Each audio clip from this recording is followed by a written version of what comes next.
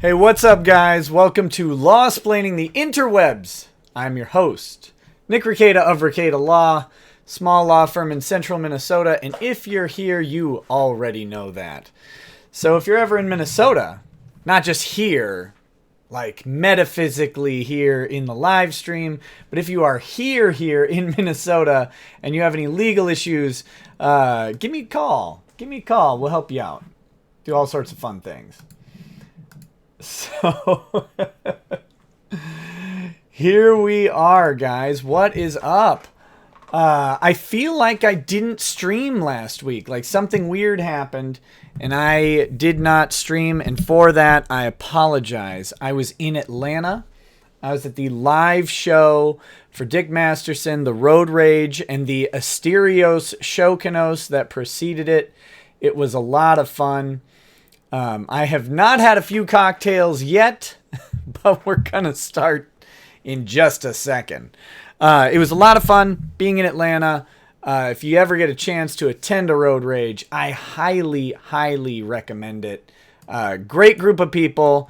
Tons of partying and hanging out and all sorts of stuff. It's good times. Good times. Yeah, Mike Kermit is more like the second guy. I have to watch the initial... I have to go back and rewatch the first Kermit. I was thinking about that later. That Mike Kermit doesn't actually sound like the Jim Henson Kermit.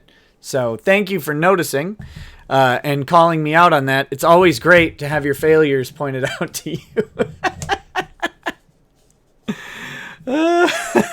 Just kidding. Just kidding. But so tonight does have a mini update. Thank you, Maya Black, for noticing. There's a mini update in the Maddox lawsuit. There's not much to cover. Most of you guys already know this. So I'm only going to spend a minute on it at the beginning, and then we're going to move on to some different stuff. All right. So let's get that out of the way. For anyone who has not seen it, there was an order entered. If you remember, Greenberger had filed a motion on behalf of Asterios, and I could pull it up real quick just so we... do I have it handy? I'm going to give myself just a minute to find it. Where? Wow. Lawsuit. There we go. Let me see if I have this. No, I don't have it handily organized here. Basically, Greenberger asked for a motion on behalf of Asterios, affirming that the court or that the case was dismissed without prejudice, but that had left an open amount of time for Maddox to refile. And so what they did was they basically asked for an order saying, not an open amount of time, but rather a 20-day time limit to refile, so that there's not this looming lawsuit, because lawsuits are stressful, whether they've actually officially started in court or not, and having something that could just hang out for like a year or two, and then suddenly, oh, surprise, you get another lawsuit again that you thought you already dealt with, is a little ridiculous. So I asked for the 20-day order. It was granted. So upon moving papers, here you go, opposition papers and reply papers, and the motion being heard before court on May 16th, it is hereby ordered that Asterios Kokonos' motion to dismiss is granted without prejudice to replead. It is further ordered that plaintiffs shall serve and file any such amended complaint within 20 days of notice of entry hereof. And it is further ordered that if plaintiffs do not serve and file an amended complaint within 20 days of notice of entry hereof, then Mr. Kokonos or his counsel may settle on notice a judgment of dismissal with prejudice. And that is dated. I want to call your attention to the dating, the wonderful handwriting of Ramos here. Someone tell me what date that is. Because it looks like 8/1 of the year 8. To me.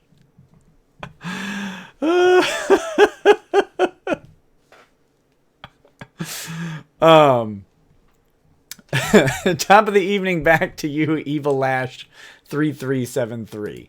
So there you go. There's where we stand. This was entered, I believe. Hold on, let me double check that time of entry. Filed and entered on yesterday. So that would be 8/9. So on 8/29, ostensibly, I guess August 30th, by the end of the month, Maddox has to refile an amended complaint. And as much fun as it would be to see him file another complaint against Asterios and to go through it again, I really hope he doesn't. Because it'd be nice if this whole fiasco could be over. Now, what I assume will happen is that Maddox will fail to file an amended complaint, because he not that he would try and fail. Don't mistake me. I'm not actually slamming him for incompetence here. I think there's no reason for him to file an amended complaint against Asterios. If he's the only party left, I don't think he has a case. Steve and I will get to those super chats. I've not quite forgotten them. But thank you for reminding me. I'll get to them in just a second. I do think that there's no purpose in Maddox going through and doing another lawsuit, right? If it's just Asterios, he was after Dick. He's got to know Asterios doesn't have the money to pay any kind of judgment that he's after anyway. He's lost the deep pockets of Weber Shandwick and Patreon. He's lost any potential pockets that Dick or Dick's company would have. It's done. He got his one wish, which was to have Asterios fired. All of the other wishes are gone. He's bled everybody out of a bunch of money and caused everybody a bunch of hardship. But what I think will happen is Maddox will refuse to file. How's that? He won't file a follow-up complaint, and then Asterios and Greenberger will move to have it dismissed with prejudice. And in that motion for dismissal, Greenberger will probably, if my gut is telling me correctly, based on what Asterios has said and stuff like that, Greenberger will remind the court that there's an outstanding motion for sanctions against Maddox and counsel Kevin Landau, and they will have to address that at that time. So that's what I think is going to happen. Of course, Maddox could surprise me and file an amended complaint, or in theory, Jess could file a amended complaint as well. She is a plaintiff, although it seems to have been driven almost entirely by Maddox. There is the possibility that Jess has a vested interest in continuing. I don't think she really does. It seems to be more of Maddox's gig. And after they broke up, I have a feeling that maybe she's just not as really interested in pursuing it. But who knows? Who knows? All of that stuff can be. So Amused has asked a super chat, but let me get to the other two first, and then I'll come right back to you, buddy. Okay, so before the stream, we had a super chat from Steven Severin who said, Wisconsin and Minnesota are mother states. If I identify as a woman and get a sex change, can I fight for full custody of the kids? Well, let me clarify something real quick about Minnesota law. Minnesota is not a mother state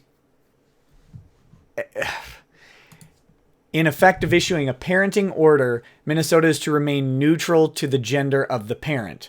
All right. However, Minnesota defaults to awarding custody to a mother in the situation where the parents are not married. If the parents are not married, the mother has a full custody award until the dad asks. But the presumption is at minimum a 75-25 split, and there's a rebuttable presumption of a 50-50 split. So Minnesota isn't really a mother state in that sense. Once custody is requested by the dad, although in practice, as always, they're supposed to remain neutral, but in practice you find out that mothers win something like 80% of custody requests.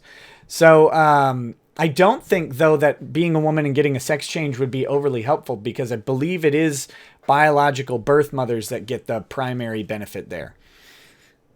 So Lucifer Love Monkey then super chatted, can't make it tonight, but DNC served WikiLeaks on Twitter. Can this become a normal thing in the future? And we are going to talk about that. Thank you, Mr. Love Monkey.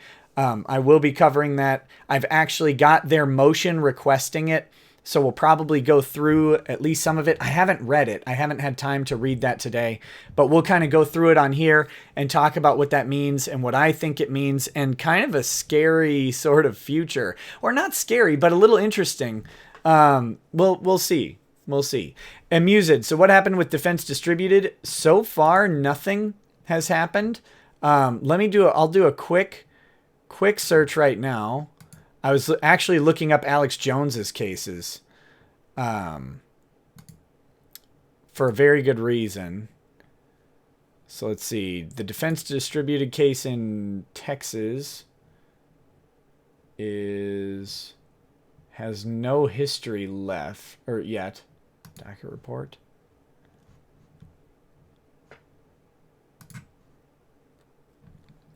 All right.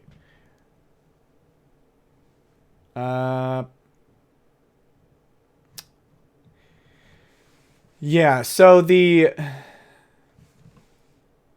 one that Defense Distributed has brought against the New Jersey Attorney General and the city attorney for Los Angeles, Michael the Führer, that is sitting. It's been filed. It was filed on July 29th.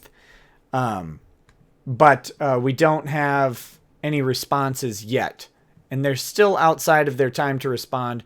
So we'll see how that goes. The other case, the other Defense Distributed case, is the state of Washington, where the temporary restraining order was entered. And what has happened since then? The motion for preliminary injunction. Again? Hold on. I'm just double checking. There's some new documents that have been filed. Only 66 pages, guys. Just the 66, though.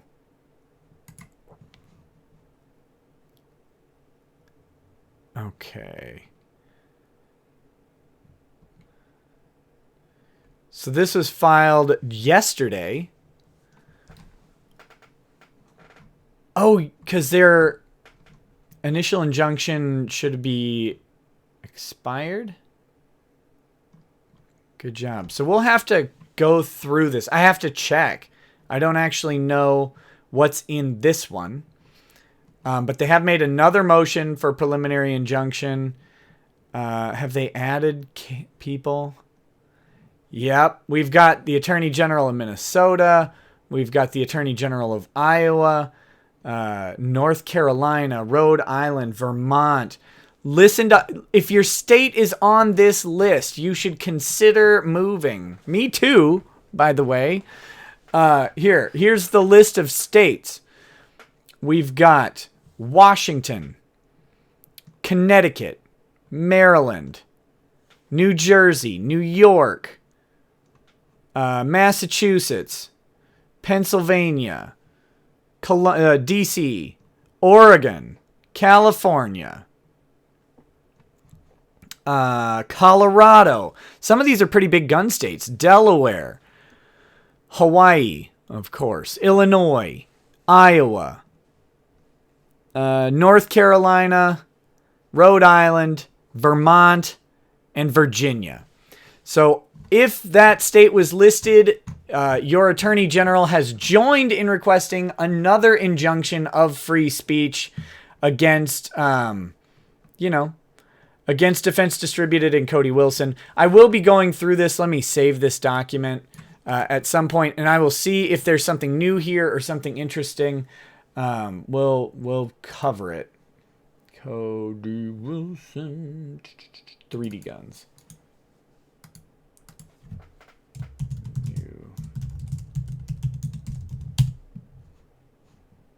Hold on one second, guys.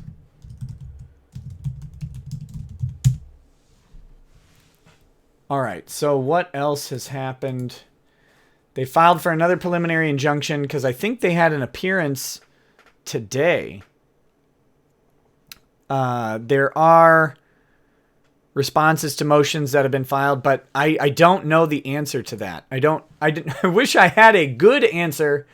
Wait a minute. Oh, hey. Hi, Real Lady Rackets. That is the real Lady Rackets, just in case you're wondering. But yeah, so Amused, we don't have an answer to what has happened yet. It hasn't been filed. I do believe there was some sort of thing that happened today, but I will be watching and keep you posted on that. Look for another Cody Wilson gun. I think their other injunction is expiring, so we should see what happens with this new preliminary injunction motion. Let's see. Spookmeyer says, I actually got a working notification. YouTube obviously wanted their piece of this super chat. Yeah! Thank you, YouTube, for working once. What's up, Cyors? Let's see.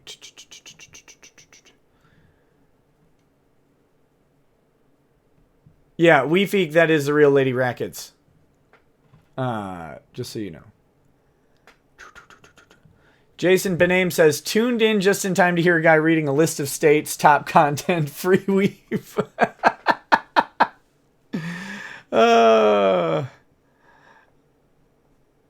Can't I print this junk on my 3D CNC already? Zephael, yes, there's actually nothing wrong with you printing it. And there's actually nothing illegal about them distributing the printing to you. If they were to hand you a CD with all of the CAD files, presumably that would be 100% lawful. But publishing them where someone outside the United States might download them is what was initially the problem with ITAR, and that is also what the state attorney generals are claiming as their injury, which is just a bunch of nonsense. And once they get past this district court judge, I think they're going to get blown out. Oh, hey, Sean Thompson. Why did you miss the live stream last week, Sean? Why weren't you there, buddy?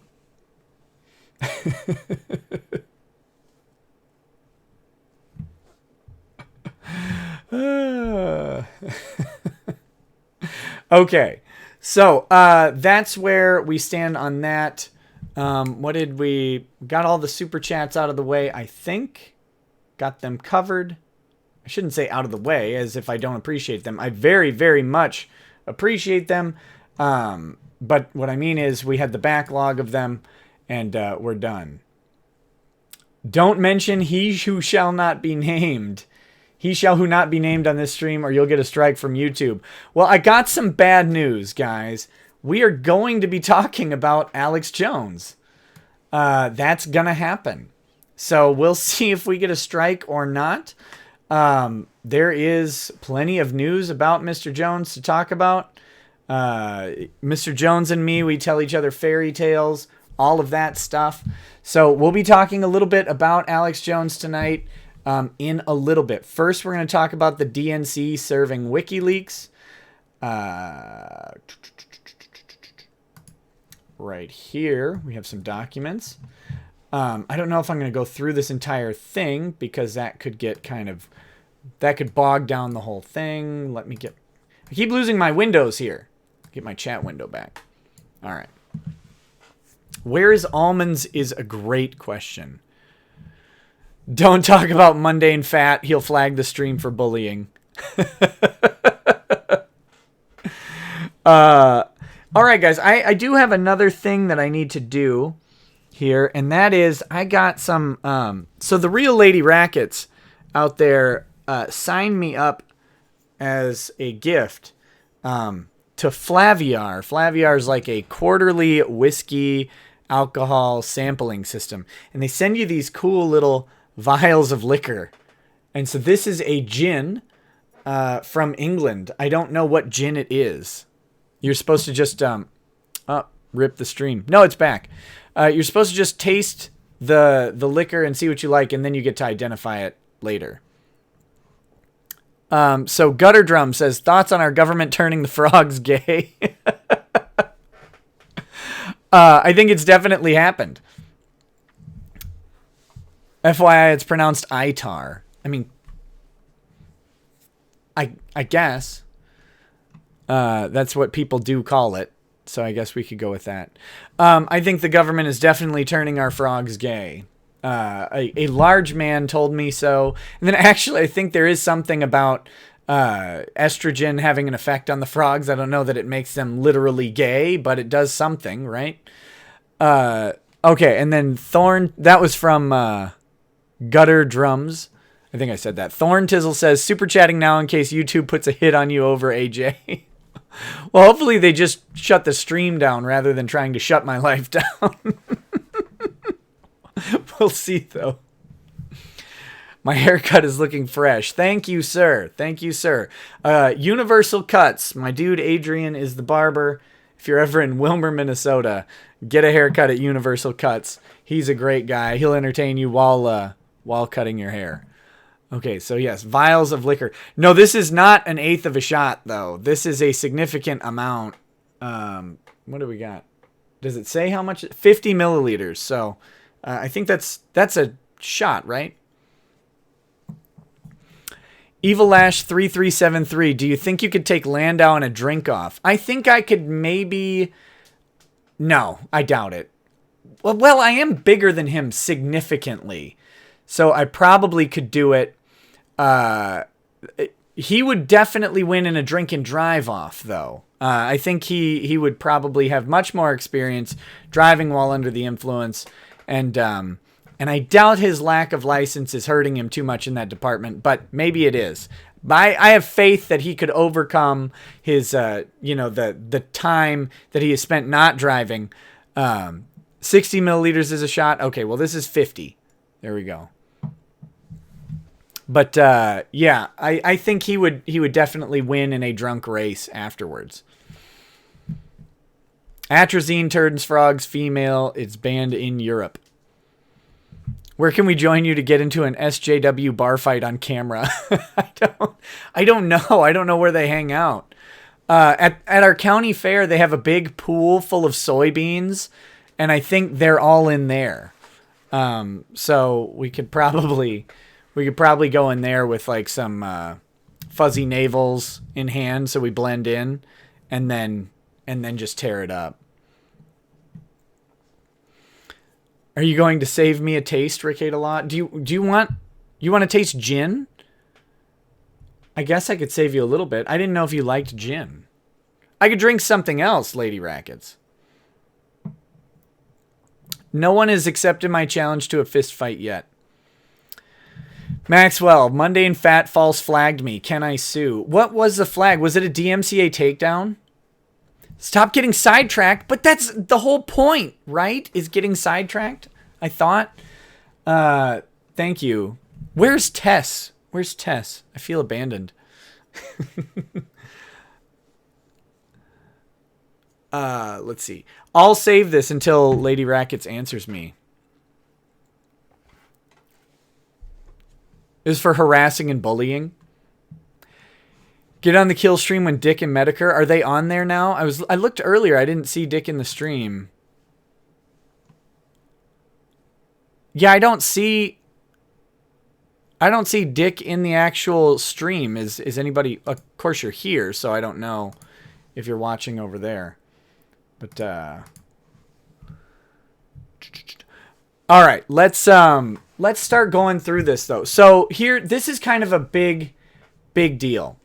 So the DNC has sued a Russian oligarch and WikiLeaks in conjunction to some statements that, some information that they released or something like that.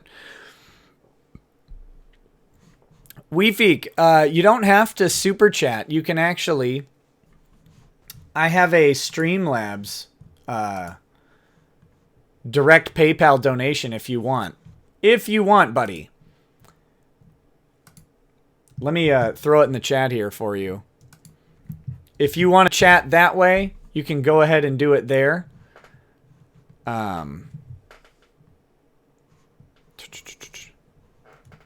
So that would work. That would work. But anyway, let me get back to this motion here. So anyway, the problem that they're having is serving WikiLeaks is kind of tough because WikiLeaks wasn't, well, let's just see what they say. Let's see what they say. So the plaintiff DNC respectfully requests permission to serve the complaint on defendant WikiLeaks by Twitter and first-class mail. And that Twitter thing is really, really important. Having a Twitter service by Twitter is a little bit crazy. Hold on.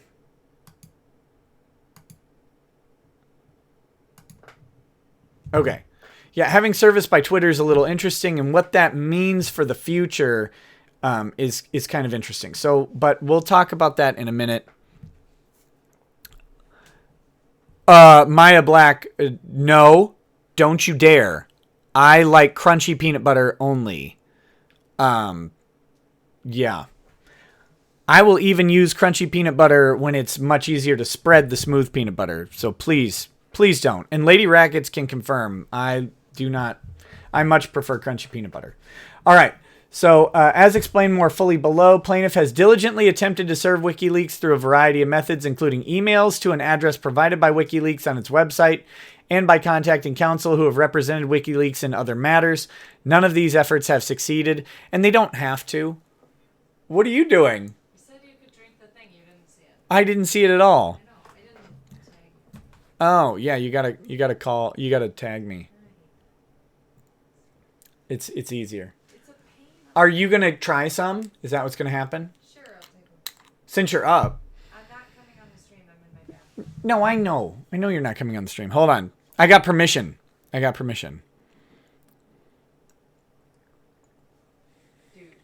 I don't see dick in the stream. Oh, this is good. It's a little harsh, whichever one this is. I'll tell you in a minute. Here. You can try it off camera.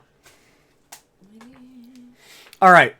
So, WikiLeaks is under no duty to make service easy on the other party. WikiLeaks is only, if you don't like gin, it's going to be kind of tough. No, it's not bad. Tastes like flowers. Yeah. Yeah. That's weird. It's good stuff. All right. WikiLeaks only has to make sure that their service falls within the rules for corporations in various places. All right. Whatever. Okay. Get out of here. So, but they have, you don't have a duty to help someone else serve you papers. That's just not how things work. Sometimes that's unfortunate. For the record, she did find the gin very pleasing. None of these efforts have succeeded. Accordingly, the court should grant plaintiff leave to serve WikiLeaks by Twitter, where it maintains a robust presence and has admitted knowledge of this action, and by mail. All right. Background. And I'm not going to read through the whole document. I'm just going to actually kind of go through the facts here. I'm not going to go through their analysis because that'll get really bogged down. Lady Raggeds is not coming on the stream tonight. Yeah. Fattix the Great, you did miss the mini update about Maddox. Sorry, buddy. Okay, so WikiLeaks is an organization of unknown structure whose primary activity is running a website, wikileaks.org, on which it publishes confidential or classified information. I don't think that, I guess it does do that. But is their primary activity the publication of confidential or classified information? I'm not so sure about that. WikiLeaks describes itself as a multinational organization, and news reports claim that WikiLeaks keeps 507 copies of its website around the world. Prior to December 2010, WikiLeaks used Amazon servers in order to host its website. However, on December 1st, 2010, WikiLeaks tweeted, WikiLeaks servers at Amazon ousted. Free speech, the land of the free. Fine, our money are now spent to employ people in Europe. And isn't that interesting? Because we kind of have something like that going on today. Still, 8 years later, we haven't figured out how to just, let people run websites. And Okay, let me stop an immediate objection here, okay? For those of you who don't like WikiLeaks, and I don't particularly like or dislike WikiLeaks, but for those of you who don't like WikiLeaks or don't like what they do or something like that, there's something we've got to talk about.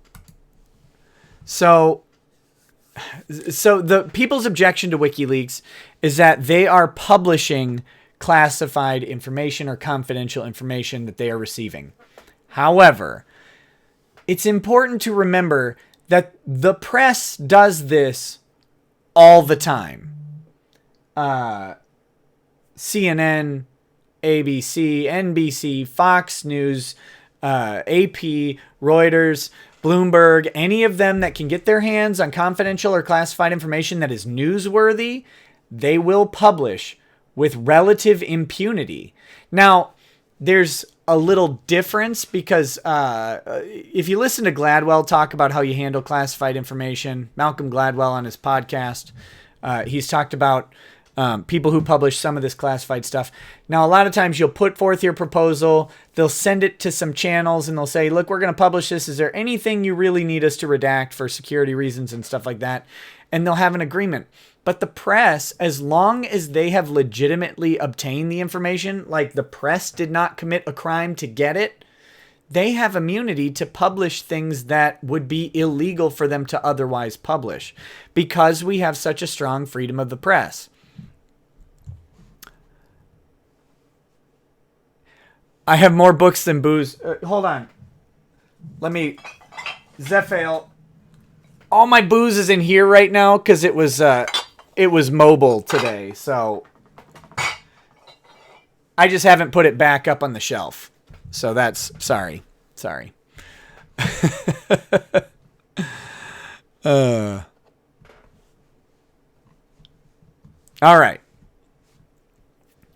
So there is a generalized exception for publishing illegal information. Now, the government may not like it when someone publishes classified information. They definitely don't like it, right? Like that's why it's classified in the first place. However, there is an exception for it in the press. It's used all the times by everybody else, and they only single out WikiLeaks because WikiLeaks doesn't ask for permission or give that prior redaction courtesy that some of the other places do. The press should be focusing on important things like telling me who made an inappropriate joke in 2008. Absolutely. Oh, God. All right, so then let's move on. The next day, the LA Times reported that WikiLeaks had moved its servers to a former bomb shelter in Sweden. WikiLeaks has a P.O. box registered in the United States in San Mateo, Can Mateo, and a mailbox at the University of Melbourne in Victoria, Australia, but it is not clear whether WikiLeaks uses or conducts business through those mailboxes. While WikiLeaks' physical presence is difficult to discern, it has a robust online presence at wikileaks.com, I would think, including an active presence on Twitter using the handle @WikiLeaks. The @WikiLeaks account has more than 5.5 million followers and appears to tweet at least once per day.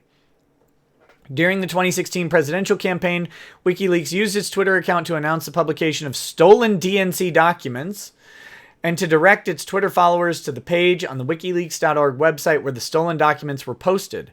On April 20th, 2018, shortly after the DNC filed its complaint, WikiLeaks tweeted, wait a minute, Kid Corolla says WikiLeaks is not the press, they are degenerates who maintain a website.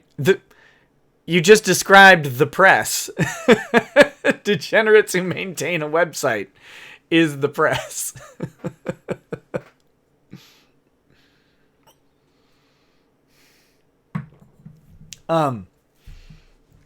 Shortly after the DNC filed its complaint, WikiLeaks tweeted, "The Democrats are suing at WikiLeaks and @Julian Assange for revealing how the DNC rigged the Democratic primaries." And let's not forget that the DNC rigged the Democratic primaries and took it from Bernie and just gave it to Hillary. That was great. Great stuff. Good job, DNC. Good job, unelected, extra constitutional parties like the RNC and the DNC for going ahead and creating rules outside of Congress to determine who gets to win elections. Thank you so much for doing that. It's really a bang-up job that you've done, keeping third parties out and all of that stuff. We really appreciate it. And we're all really sad that someone came out and just posted all the documents of you rigging the election against half of your party who still will just, for some reason, vote for you next time, thinking you won't do it again. Help us countersue. We've never lost a publishing case, and Discovery is going to be amazing fun. And oh, will it ever be fun. On April 21st, WikiLeaks acknowledged that it had read the lawsuit, tweeting, "Democrats have gone all Scientology against at WikiLeaks. We read the DNC lawsuit. Its primary claim..." That's because these are public documents that are filed in advance of service. Them reading it doesn't actually constitute service, which is why we're here now. Its primary claim against at WikiLeaks is that we published their trade secrets. Scientology infamously tried this trick when we published their secret Bibles. Didn't work out well for them. From April 20th to 22nd, WikiLeaks tweeted about the lawsuit at least 6 times, in one instance including a screenshot of part of the complaint, and in 3 instances directing followers to analyses of the complaint. Each of these tweets was reposted or retweeted thousands of times, and each received thousands of likes. How dare you? CNN is full of upstanding truth tellers speaking truth to power. WikiLeaks is bad for people who have leaks. It is. It is very bad for them. And, you know, like I said, I don't like some of the stuff that WikiLeaks publishes, I would rather they not publish. My big problem with some of their earlier publications were they included like troop movements and troop locations in Iraq and Afghanistan. And I get why they posted them. I would just prefer if our troops weren't put in any more danger than the state has already put them in, right? Like, so, but I recognize why they did it. I don't think they should be shut down for doing that. I just kind of wish they wouldn't do it. That's all. But I do want them publishing all these other secrets, because don't we want to know who the scumbags are? Like, I do. Clay Early. What's up, buddy? You're like 25 minutes early to this.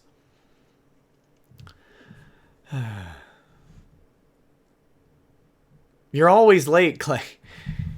One day your boyfriend's going to have a heart attack when you announce that you're late. I'm just kidding, Clay. I love you, buddy.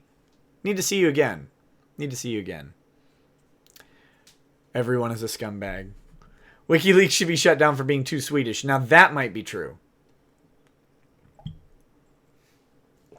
Yes, David, you missed the mini Maddox update. All right, service attempts. On its website, WikiLeaks has a page devoted to WikiLeaks Legal. On that page, WikiLeaks advises send all USA legal correspondence to our lawyers and provides the email address wl-legal@sunshinepress.org. This website advises you will then be provided with a postal address and contact details. There's also a disclaimer on the WikiLeaks legal page that states, "We do not accept electronic servicing of legal documents." On April 25th, 2018, plaintiff's counsel attempted to send an email to that address asking for the postal address and contact details to send legal documents. Later that day, counsel received a notification that the outgoing email had been rejected 6 times over the course of an hour. 4 days later, counsel received another notification that the email had been rejected 30 times over the course of 92 hours. That you're just not trying hard enough to get through. Plaintiff's counsel made another attempt to send an email to that address asking for the postal address and contact details where counsel could send legal documents. An hour later, counsel received another notification that the email had not been delivered, despite 6 attempts to deliver over a period of 1 hour. It might be, though, like, guys, we have to think about this. Maybe it's because Hillary was screwing with the email server for the DNC. Like, she was probably changing some proxy settings. She changed its SMTP authentication settings, and now she switched to what, SSL2, but didn't change the password appropriately, and so now it's screwed up. I fully believe that Hillary would be trying to record like a soap opera or something and screw up the DNC servers. Well, what the DNC did in 2016 wasn't as bad as what they did in 68, where their presidential nominee won 0 primaries. No wonder the conversation was chaos.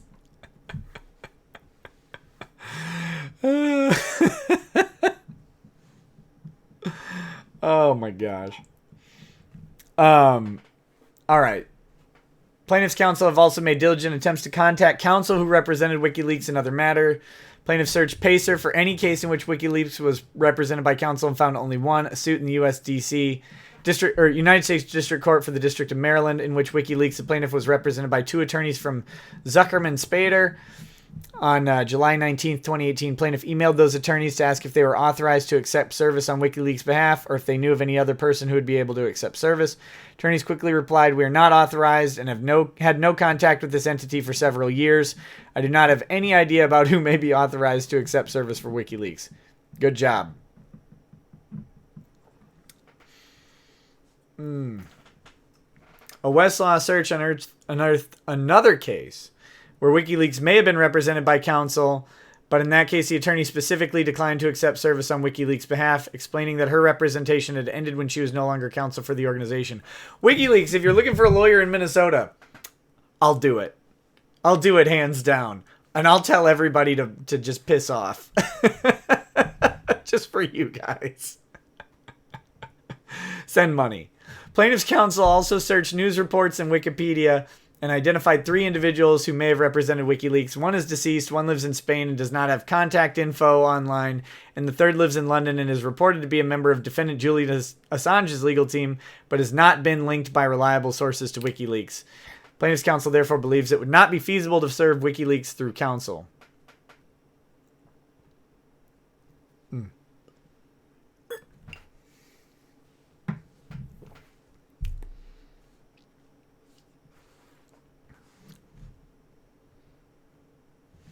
All right. People are selling drinks to my wife on stream here, I think. Okay, so here's what we've got. Analysis. Because WikiLeaks has more of a virtual than physical presence, the court can and should exercise its authority under Rule 4F3 to authorize service by Twitter and by first-class mail to WikiLeaks post office box in the United States. Notably, plaintiff has satisfied the 2 threshold conditions that some district courts impose on parties seeking a court order under Rule 4F3. First, as explained above, plaintiff reasonably attempted to effectuate service on the defendant. By itself, plaintiff followed the instructions on the WikiLeaks legal webpage for obtaining a service address for WikiLeaks, but the instructions were faulty. Ubercube says, America first. I'm with you, buddy. America first. I don't know what that means specifically in this instance, but generally I'm 100% on that side. Let's see. Additionally, plaintiff contacted attorneys, blah, blah, blah, blah, blah. Moreover, under the unique facts of this case, service by Twitter is reasonably calculated under all circumstances to apprise interested parties of the pendency of the action and afford them an opportunity to present their objections.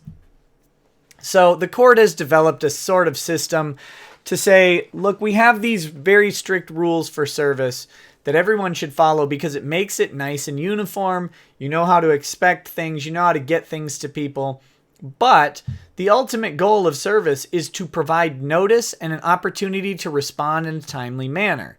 So if all of these other efforts fail, the courts have just developed this thing. They say, well, if someone just evades service because they know all the rules, then we've got to get a way to serve people, and a way should be kind of specific to the situation. We should look at the facts and determine what the best way to get that service to them is.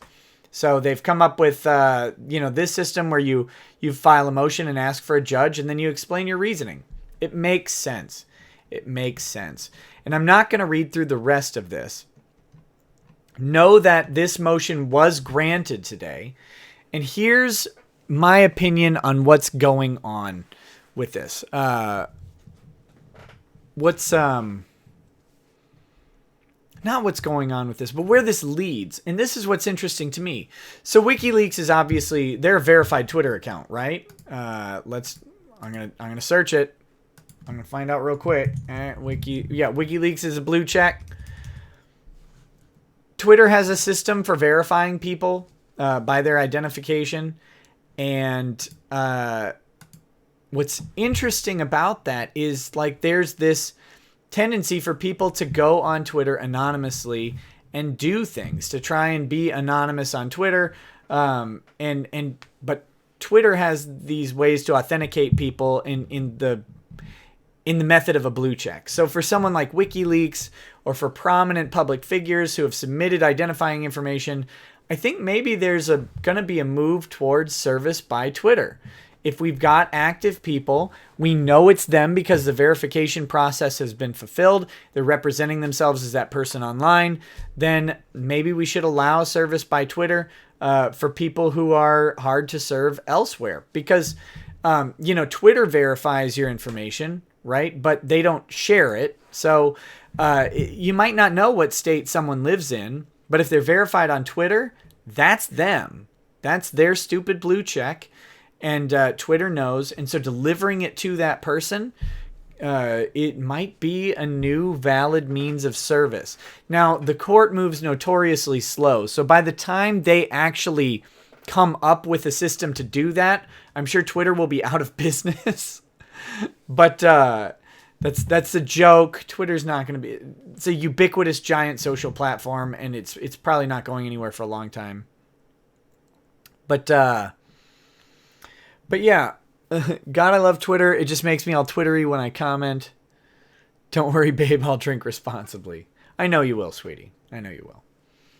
But yeah. So this new sort of technology exists that has verified people, and that's an interesting thing to me because I think that would maybe be a good move by the court, but it would also make people really consider whether they want that blue check or not, right? Because you want the blue check for various reasons, but if you get the blue check, then maybe you can be contacted for legal process, and it might kind of change the nature of conversations on Twitter.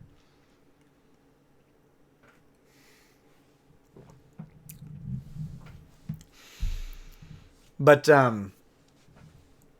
yeah, so that's where we are here. If the other thing about service via Twitter that's kind of interesting is that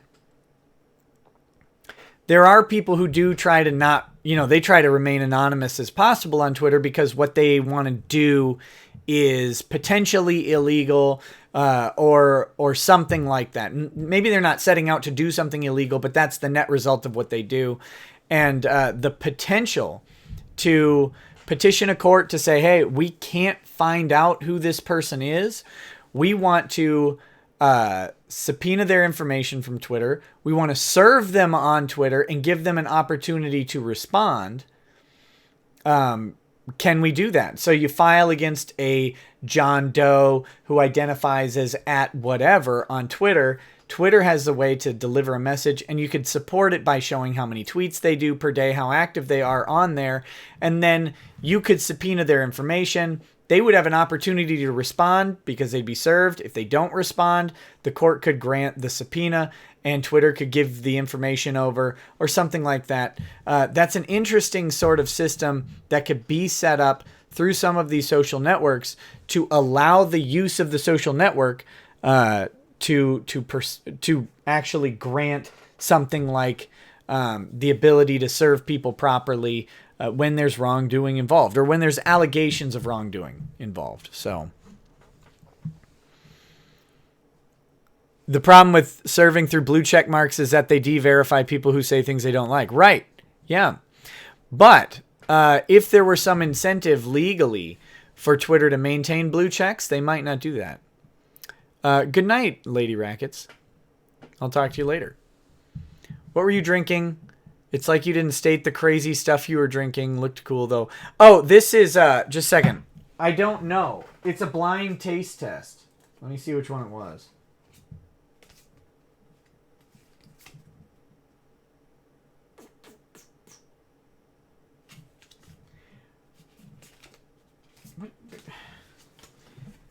Okay. Well, I can't even say the name of this gin on stream because it's racist. It's or not, well, the name isn't, but the type is. It's Opahir Oriental Spiced, which is a little insensitive, I think. I mean, haven't we moved past using Oriental? But here, just... It's a little blurry. Sorry.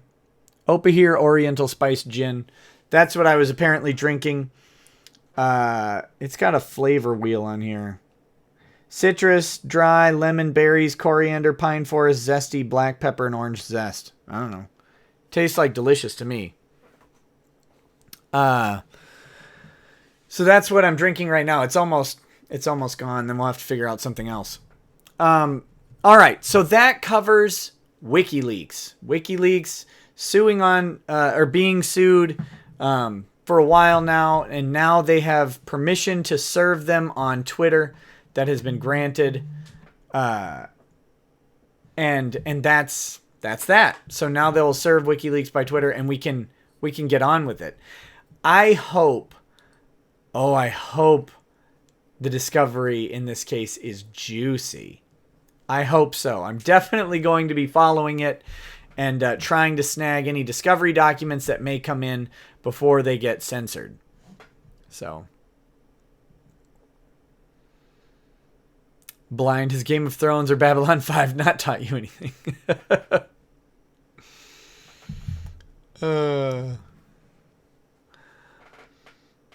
Let's see. All right. So WikiLeaks is done. On to the man of the hour. Alex Jones. Now. Okay, so I don't have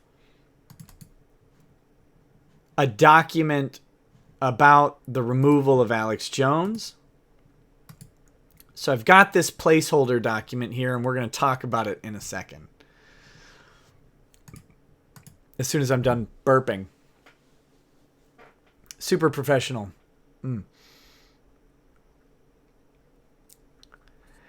Joseph Swanee. We're going to talk about that in just a second. The designated public forum. I'm going to finish off this gin.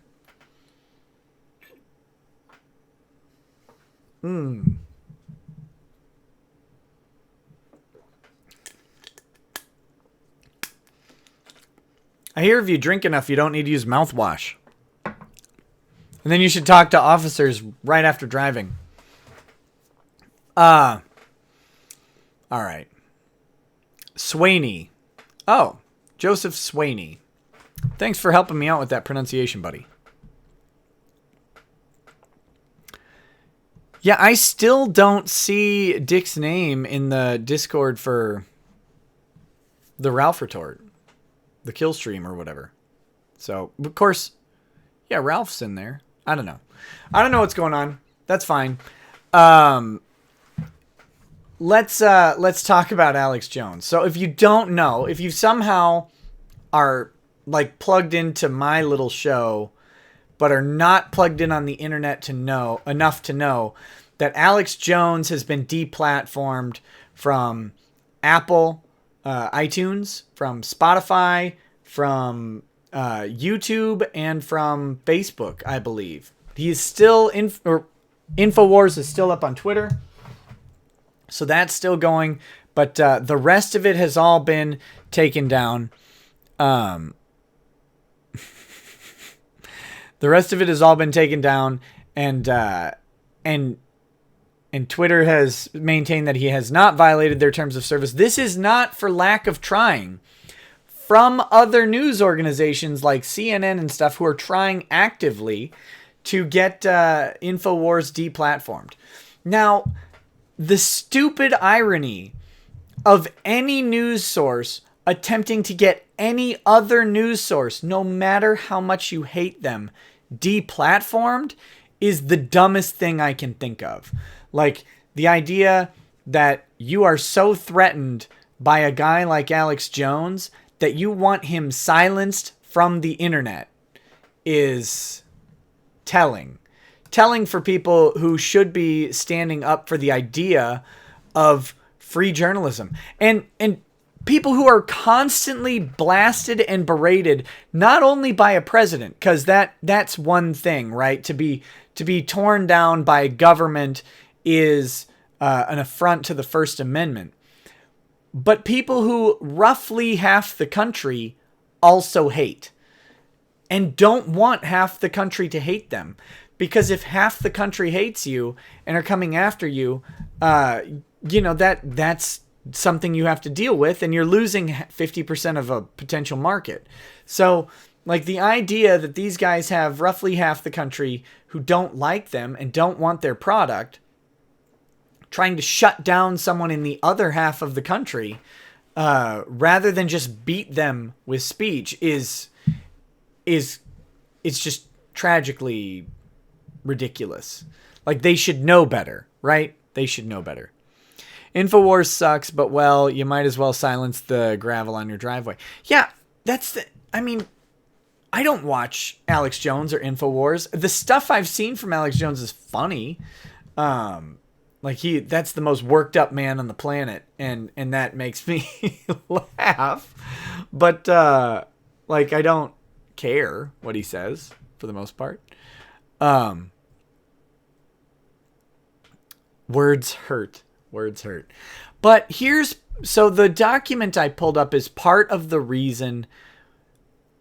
I don't want to say it's part of the reason why. It's part of the ammunition being used by the deplatformers. Okay? We're breaking the conditioning.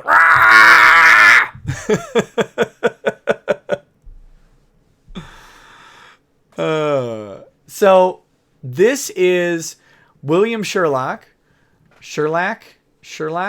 some crisis actor. That's a joke.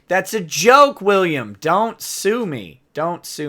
William is actually not a crisis actor. Let me lay this out, because I did make a joke, and I don't mean it to be rude in any sort of way. William Sherlock is the parent of a kid who died at Sandy Hook, right? This guy has gone through an unimaginable tragedy, and it's really awful, and he shouldn't have, that shouldn't happen. Shootings shouldn't happen. School shootings should be less likely to happen, and shootings of really little kids just shouldn't happen. And it's awful that William Sherlock has gone through this. Okay. But the fact that, some people have called this person a crisis actor and stuff like that is not okay or cool, but it is free. It is free. People are allowed to have an opinion that is skeptical, even if it's repugnant. It's okay for them to do that. That's not illegal, and that doesn't mean we have to deplatform them. You just educate. You educate people, and I get it. Conspiracy theorists can be very hard to educate because everything that goes against a conspiracy is discarded. Horrible admission. I watch Alex Jones from time to time just because. What should I do for penance?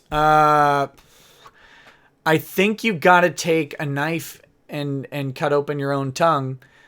Just not for pain or anything like that. Just so you can squeeze your tongue blood out and perform a blood ritual in service to the pizza gods. Right? Like, that's what you gotta do.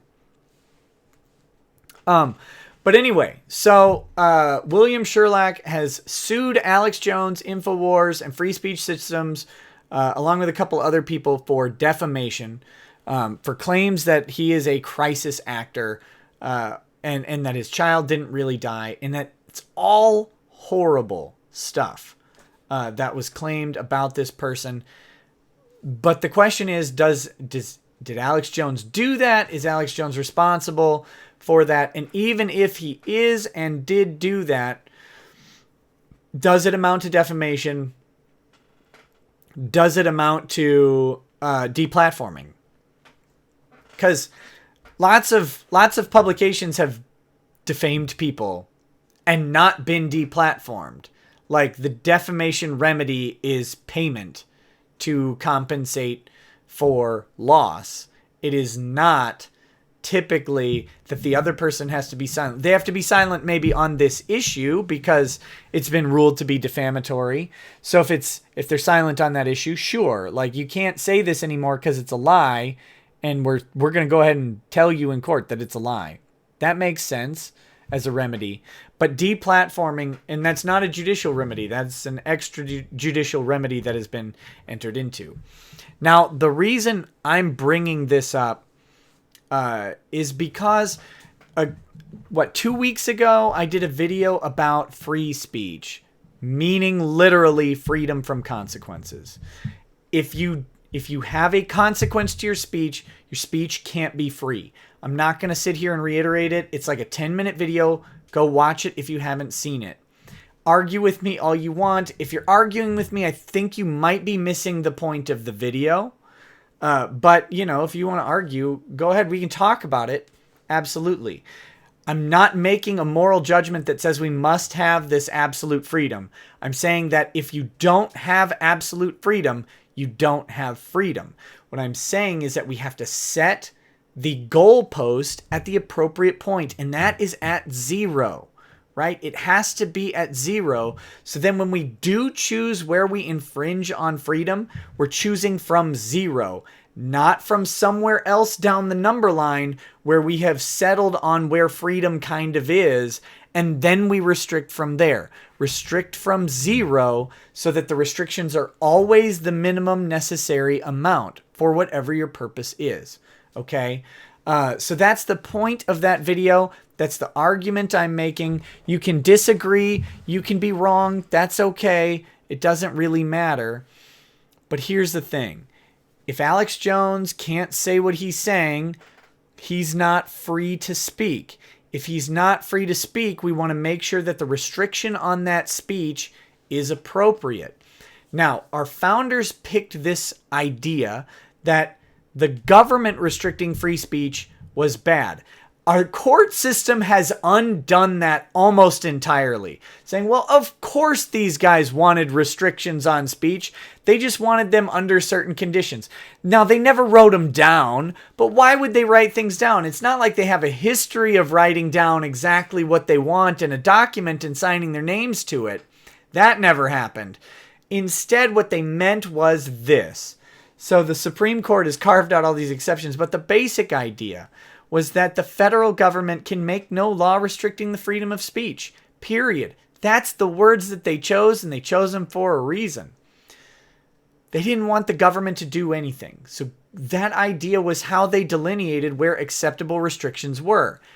This is in 1776, 1779, leading up. No, 1791 is the Bill of Rights being ratified. So late 1780s, early 1790s, that's the thinking. There isn't a Twitter. There isn't a Facebook. There's none of these things. There is no mass communication. And there is, most importantly, no mass platform that has instant distribution. There are lots of mass platforms. There are lots of newspapers, way more than we have now.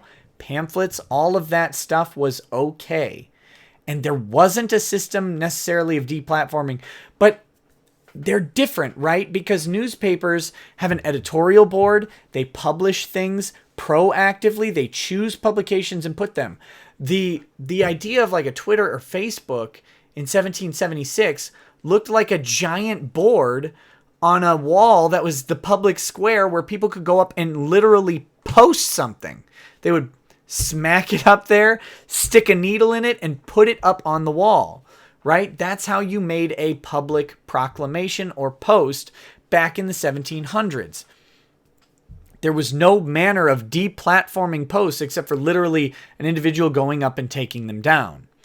There wasn't like a post police, as far as I know.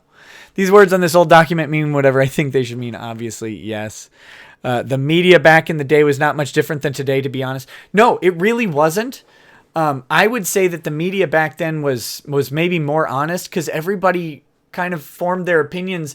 There was no idea like that there's this journalistic neutrality and objectivity. And there wasn't this idea that it was like this vaunted position of the demanding extra respect. Like some of the papers were downright scandalous constantly. Openly. That was the point.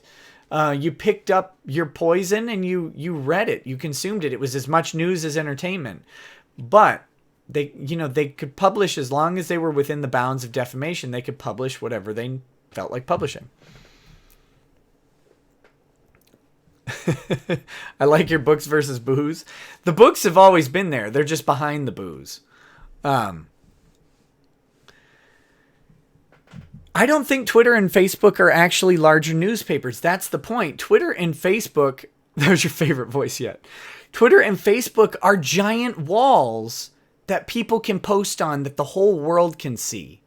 It's like if you built a giant wall and literally anybody could go up and slap something on it, sure, your little post-it note won't get noticed in a world of 6 billion people. But if you have maybe the voice of, like, if you compare follower size or something to, the size of the literal piece of paper you're posting on this metaphorical wall, and let's say you have a wall or a piece of paper that's the size of a city, and you post it up there, a lot more people are going to see it. So, Gatscat says, good to see you streaming. Yeah, buddy, I'm back from Atlanta. Good to be back. Good to be back. Having booze at quicker access than books is really telling. You moved the Left Behind away from the camera, eh? No, Left Behind is on the other shelf out there. This has always been Warhammer books back here. They're all Warhammer books. I have a problem. All right. And all of them are... I actually zoomed the camera in a little bit, so that might be why you're missing it. Were Oriental reporters really so untrustworthy? I have no idea. I have no idea. But anyway, so the analog we have to Facebook and Twitter was literally like in the town square, a board where someone could go up and just slap up a notice. And then obviously the people with more resources could maintain their notices better, right? A bigger, someone who could afford someone to stand there and not only have the posted notice, but to hand it out to everybody who walked up, or to yell their stuff into the streets, right? This is how communication was done. This is how Thomas Paine published Common Sense. It was a pamphlet that was handed out to people, partly helping with the revolution in general. Jason Benaim, the internet is not a big wall that you can just post on. It's a series of tubes. Yes, it's a series of tubes. You're right. How could I forget? In 1776, they didn't have series of tubes. So I gotta upgrade to some Fuji Senroku Kirin whiskey. So, but yeah, can you smell that? I'm holding it up to the microphone so you can smell it. I hope you can.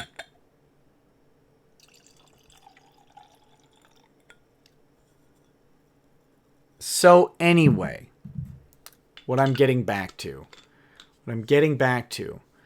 is you can't look at Facebook and Twitter and compare them to a newspaper, right? And they specifically don't want to be compared to a newspaper, because if a newspaper with an editorial review or preview process where they pre-select stories, they have limited resources, so they choose the stories that are going to go in the paper and then they air them with some sort of oversight, or I shouldn't say air them, they publish them with some sort of oversight, they are liable for defamatory or otherwise illegal content that they publish. Okay, so they have liability from that. Facebook, Twitter, YouTube, these companies do not. Under, it's 47 USC section 230. If you throw in 47 space USC space 230 into Google, you'll find this. It's US code. That is the, what is it? It's like the Communications Decency Act. And it lays out these protections for companies to allow them to have illegal content published on their servers, but to give them some shielding from liability as long as they're not the editorial direction of the content. Gatscat says, just curious what you think about the new standard of sentencing people to probation for clubbing people in the head with bike locks. We'll get to Eric Clanton soon. We will get to Eric Clanton soon. What's up, Sev Rage? Welcome to it, buddy. We'll talk about the bike lock cuck in a little bit. But, and what happened? So these companies, they're considered a service provider because what they do is they connect person A to person B, and they are ostensibly content neutral. Now, this statute was written in 1996. We did not have the same internet environment, shockingly, in 1996 that we do now. Facebook and Twitter were not they were not contemplated in 1996 when the statute was written. So we didn't have this phenomena of social media in any sense comparable to what we have today. All right. So there weren't these massive platforms. They weren't these ubiquitous communication things that literally connect people to have a voice in the world. It didn't exist when this was written. But when it was written, the idea was to allow these companies to connect person A to person B and ignore the content that they sent through, completely being neutral to it, unless they were informed that it was obscene, child pornography, which falls under obscenity, under a weird sort of definition. And I say weird not because child pornography is not obscene, but weird because of how the Supreme Court defines obscenity. And if you read how the Supreme Court defines obscenity, labeling child pornography under the legal definition of obscenity is actually disgusting. It's very gross. But it's obscene, lewd, child pornography content, or overly violent content. There's another piece of language in there that says, or other offensive material. And that's the shield that Facebook and Apple and all of them are using, is this other offensive material little side note.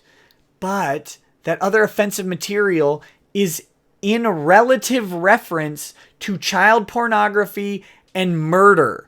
That's the other offensive content, not offensive viewpoints. So the other thing that the other element of Section 230 that I want to focus on is a good faith effort to remove it. This is not in any sense of the word good faith. We have some of the biggest companies in the world. I'll get to you in a minute, Zephael. We have the biggest companies in the world. Multi-billion-dollar, multinational companies who run the world's communication network right now, acting in concert and deplatforming one person one company within minutes of each other on the same day. If that's not like collusive, monopolistic activity, I just don't know what is anymore. And it's amazing to me that people would defend this. This is not like people say, well, these private companies have a right to do what they want. Right. Yeah, sure. Of course they do. But when they act in concert and when they act to suppress the speech of another person, it's no longer like just a private personal decision, is it? And how you can say that someone like Google with 80,000 employees is acting as an individual, and we can talk about corporate personhood some other time. Trust me, you want corporate personhood in your life. You do. But if you're going to try and convince me that these groups of almost 100,000 plus people are acting as like some individual thing just to enact their own version of privacy for themselves is not the same. It's not the same as someone changing the channel away from Alex Jones, right? That's a personal, private act of choice where someone says, I don't like this. I don't want to watch it. Click. Fine. Companies comprising roughly 300,000 people acting within minutes of each other to deplatform someone from all of their global communication networks that are used by the majority of people on the planet with internet access is not the same thing. And we need to stop it. Okay. Are we talking collusion in the legal or economic sense? Wait, what am I doing? Skipping super chats. Terrible. Corollas, I'll get back to you. Gatscat says, YouTube just shut down H3's podcast for talking about Alex Jones. Yeah, I heard about that. I don't know, but I don't know the context. Was he displaying Alex Jones content? Was he like, playing clips of Alex Jones, stuff like that? I don't know. I don't know. We'll see what I don't know if they're going to take mine down or whatever. That's entirely possible. I know nothing about it. Weefeek says almonds love the gays. Well, could be. Kid Corollas, are we talking collusion in the legal, or economic sense? Because it may not be economic collusion, which is the only kind of collusion that is illegal, I believe. So there's not really a great test case on this because it's hard to prove generally. It's hard to even allege that there's actual collusion in these business decisions. A guy tried it with Bell Telephone a long time ago, and it's actually a civil procedure case because he failed to state with any factual basis for when like these meetings would have occurred. And that's the problem here. We don't know if there was a meeting or a phone call or something, but when they act on the same day within minutes, it leads to that inference. And I think it's ripe to be tested. Collusion may be illegal in the sense of like a criminal act, only in the economic sense. However, collusive behavior can lead to a civil claim if that collusive behavior involves multiple people acting in concert to bring a civil claim. And in this case, like shutting down Alex Jones's business relationships may be enough. It may not be enough. But my point is, this is governed by a law that was written 10 years before, or 8 years before Facebook existed. Something like that. 1996. When was Facebook released? I don't know.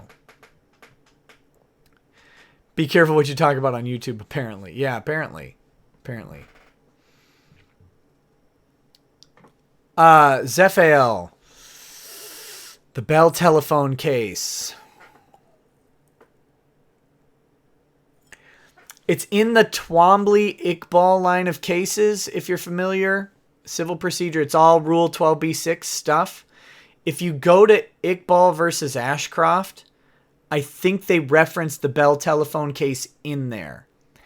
And if you can't find it, send me a Reddit message or Twitter message or something. I'll find it for you. I just don't have the handy reference with me.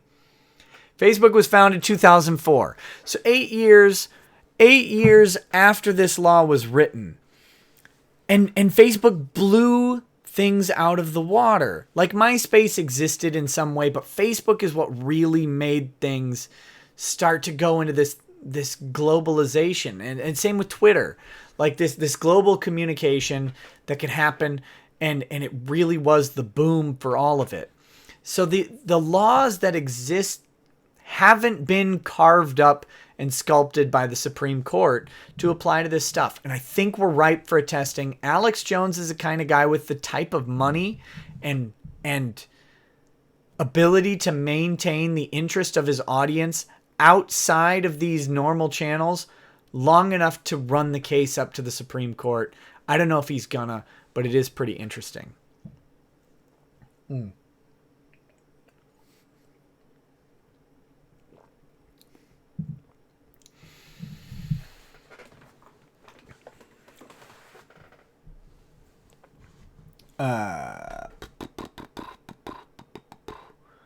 All right. Oh, yeah. So I'm not going to read through this document. It's 42 pages. You need to start a hashtag moving on MySpace, bring back Alta Vista. So getting back to this document, I'm going to read you the first page and see where it goes from there. I don't have a plan for this. But this is Alex Jones's motion to dismiss the lawsuit brought by William Sherlock for defamation, saying he was a crisis actor and stuff like that. All right. And I started reading it. I looked at it on a whim. I started reading it, and it's the first line.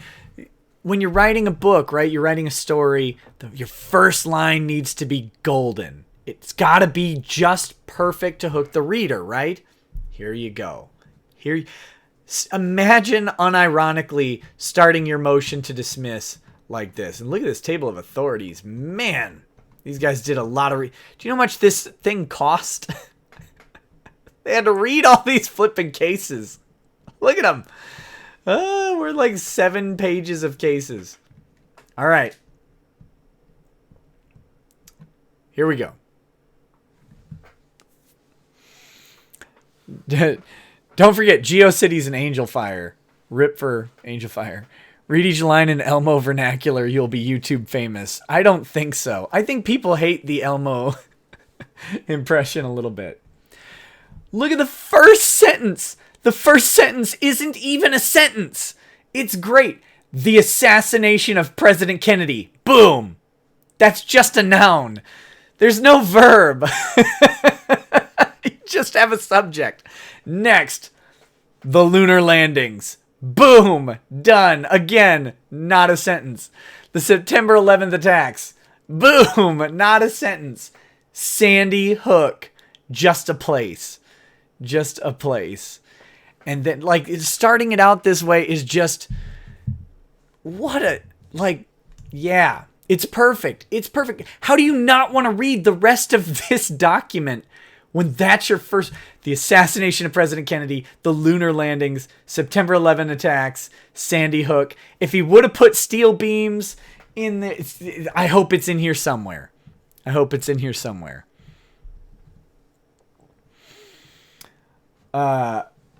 From these shocking events emerged some people who have thought them so disruptive that they question whether they even happened, scoring records in support of evidence that might prove them hoaxes. Here's the... Are you ready? You can't watch what this hand is doing because this one's twisting the knife, right?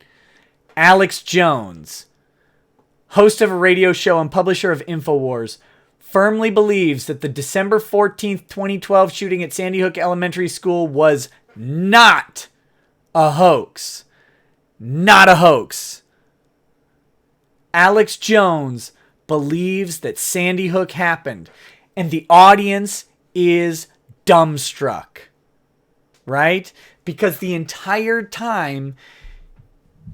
First, the implication is he thinks all the other stuff is a hoax. By the way, they've set this up, and that's beautiful. Whether he thinks it or not, it's beautiful that they've done it that way. But the implication is that Alex Jones set himself up to look like a guy who thought that this was a hoax, and they're gonna defend his right to think it's a hoax. And they say, no, he's not that guy. As a proponent of free and open debate, he permitted others to state their opinions that it was a hoax and comment on the evidence in support of those opinions. And that is brutally devastating to the case if it's true. If it's true. I don't know. I don't know what Alex Jones specifically has said about it. And unfortunately, because it's almost like there's a global effort to deplatform and discredit Alex Jones, I can't trust what anyone else says about what he said about it. And because YouTube just happened to take down Alex Jones's channel, I can't go look at what he said easily. I can't just go on YouTube and find the clip of Alex Jones where he talks about Sandy Hook and whether or not they were crisis actors. I can't do it.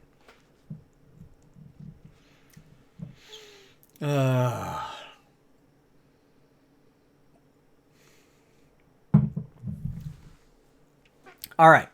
So I've talked about this before.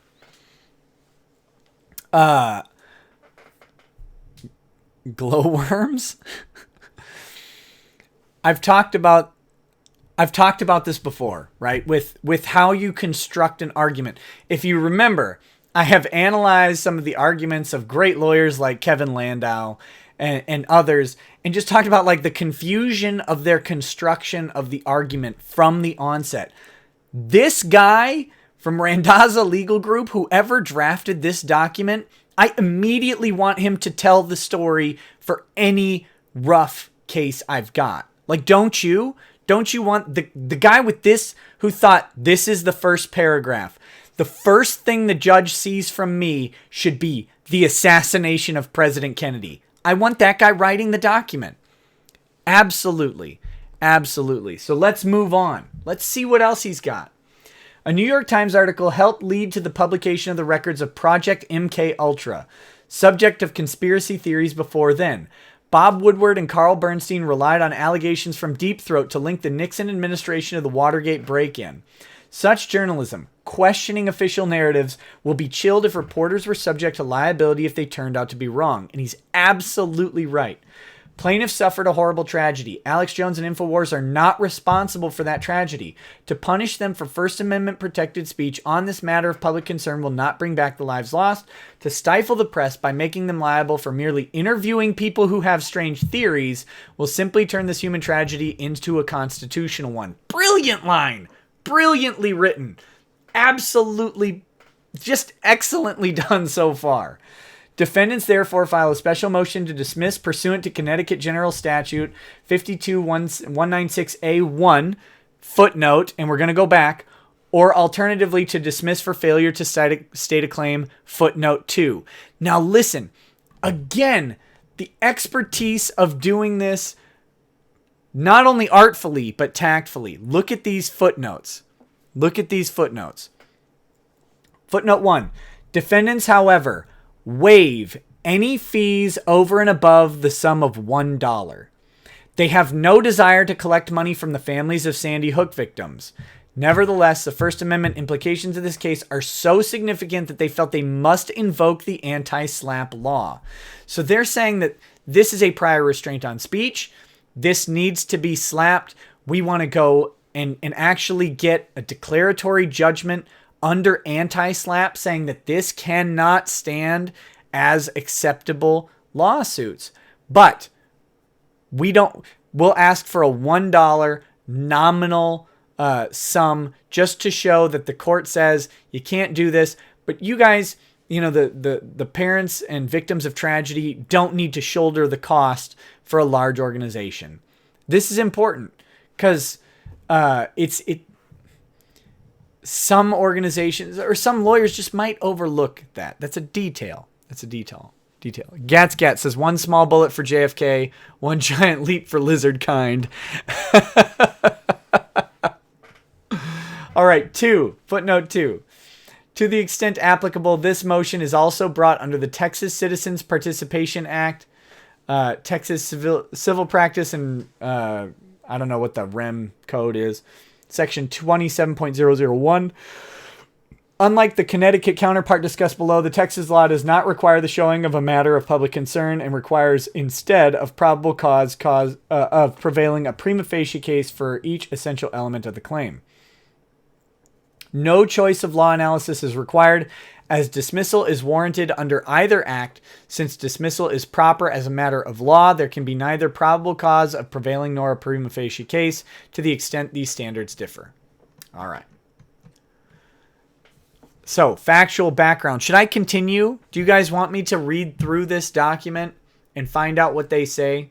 We're on page 13 of 53. I don't know that it has 53 pages of actual content.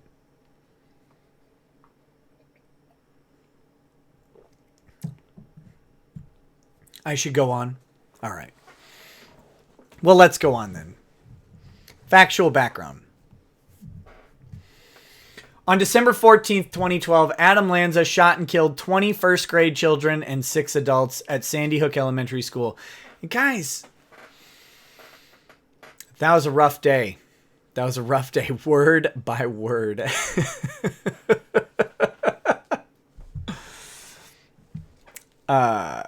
Just so you know, and this might be, I don't know like what YouTube's terms are on this.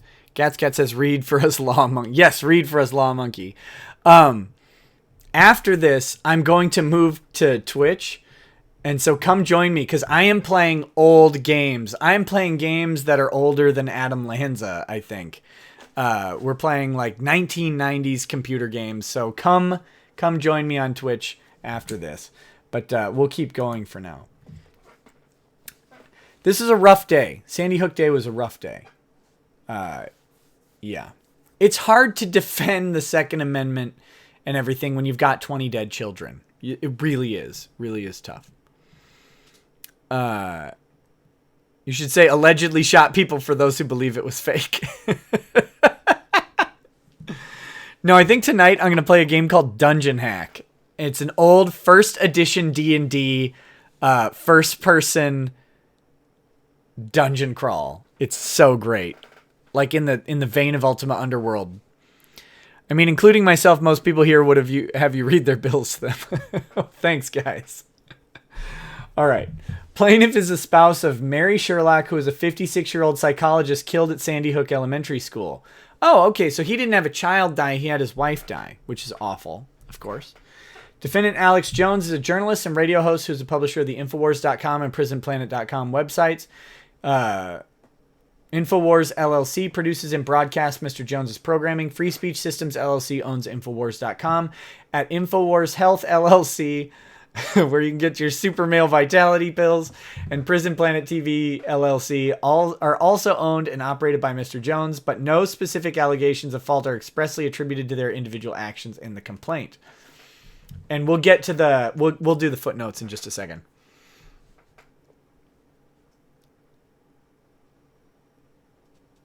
How much do I have to donate to make you play Under a Killing Moon? I don't remember playing Under a Killing Moon. Send me a link, buddy. Send me a link. Wolfgang Halbig. Look at the name of this guy. Wefek, I have not played Kingdom Come Deliverance. No, I have not. I don't own it. Because I'm out of disk space with games that I actually play from time to time. So I need to go and I need to get a new hard drive. I just do. Wefek, have you played Kingdom Come Deliverance? No, I have not. But if you want to keep throwing your Canadian colored money at me, I'll take it. I am going to get another hard drive. I just haven't yet. But listen to the name of this guy. Don't you want to meet Wolfgang Halbig? Claims the shooting was a hoax. Mr. Jones and the other Infowars defendants are generally alleged to have reported on Halbig's theory by having him as a guest on a radio show disclosing his website's URL and sending videographers and a reporter to document Mr. Halbig's activity. I don't play Civ 6. I'm not a super big fan of Civ.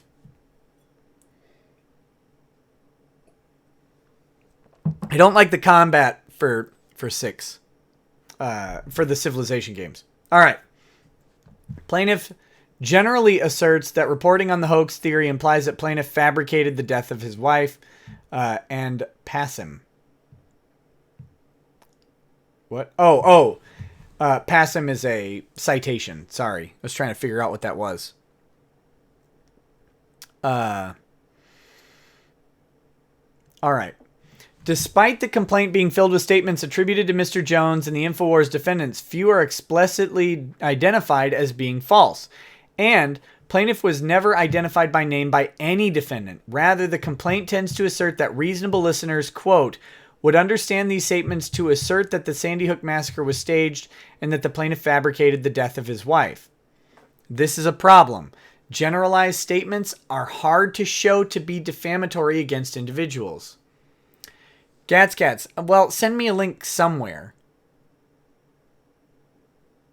If you wanted to become semi-smart with law, what single book would you read? I have no idea. Scalia wrote a book about making effective persuasive legal writing. If I was going to choose a book, absent any other context, to become semi-smart with law, it would be that book written by Scalia. I haven't read it, though. So it's an endorsement of Scalia's writing style and ability to be persuasive and concise with arguments that makes me think that it's probably a good book, but I can't vouch for it specifically. I don't read law books outside of, what I have to.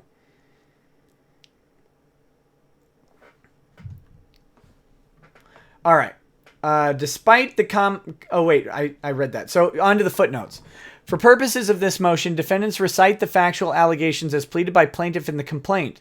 As for a motion to dismiss, the court construes the complaint liberally, accepting all well-pleaded factual allegations in the complaint as true, and drawing all reasonable inferences in the plaintiff's favor. So this is a motion to dismiss. So the court will look at it as if the statements in the complaint are true. I haven't covered this. I think I will probably cover it, and I've been intending to. I just haven't gotten around to it. Though defendants may agree with some of the factual allegations, the recitation of the facts herein should not be construed as an admission of all alleged facts, nor should it be deemed as relieving plaintiff of any evidentiary burdens he may have under the applicable anti-SLAPP laws. Footnote 4. Collectively, InfoWars LLC, InfoWars Health, Prison Planet, and Free Speech Systems shall be referred to as InfoWars defendants. YouTube is gay. We are reading Alex Jones's motion to dismiss in the Sandy Hook defamation, in one of the two Sandy Hook defamation lawsuits. That's what we're reading.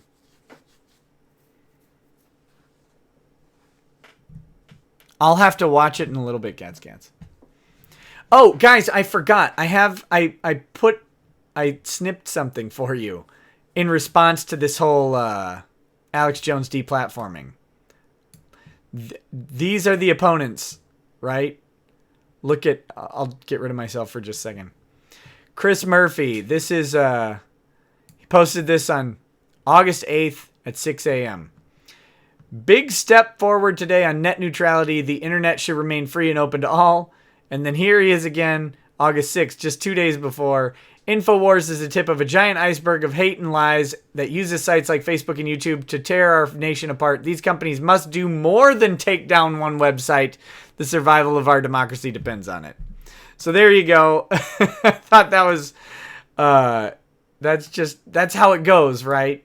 Like that's who these people are. The consistency is fantastic. So,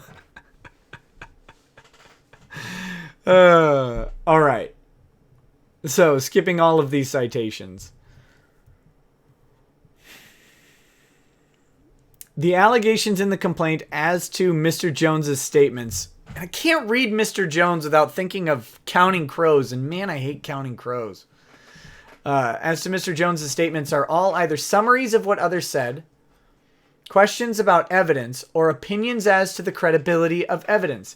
The sole exception is from December 28, 2014, more than 3 years before the complaint was filed, where Mr. Jones referred to the shooting as a hoax and fake in less than 2 minutes of an 83-minute show. However, Mr. Jones has come to the conclusion that the shooting happened. He has said so many times since then. All right. Mithran Imris says, I'd suggest Scalia's reading the law over making your case to get a basic understanding, but both together are good. There you go. There you go. Listen to someone who has read probably more law books than I have. I'm not a big reader of law books, guys. I read a lot of Warhammer, and all the law in there is the Emperor's Justice.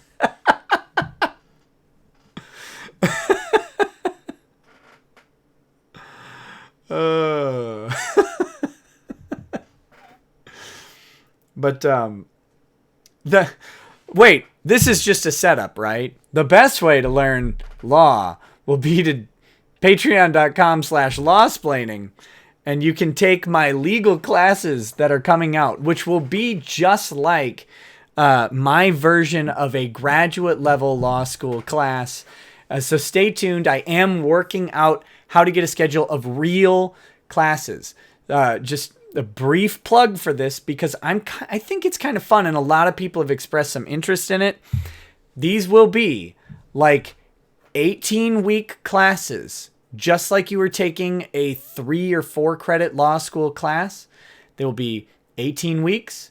They will be roughly 3-hour sessions per week.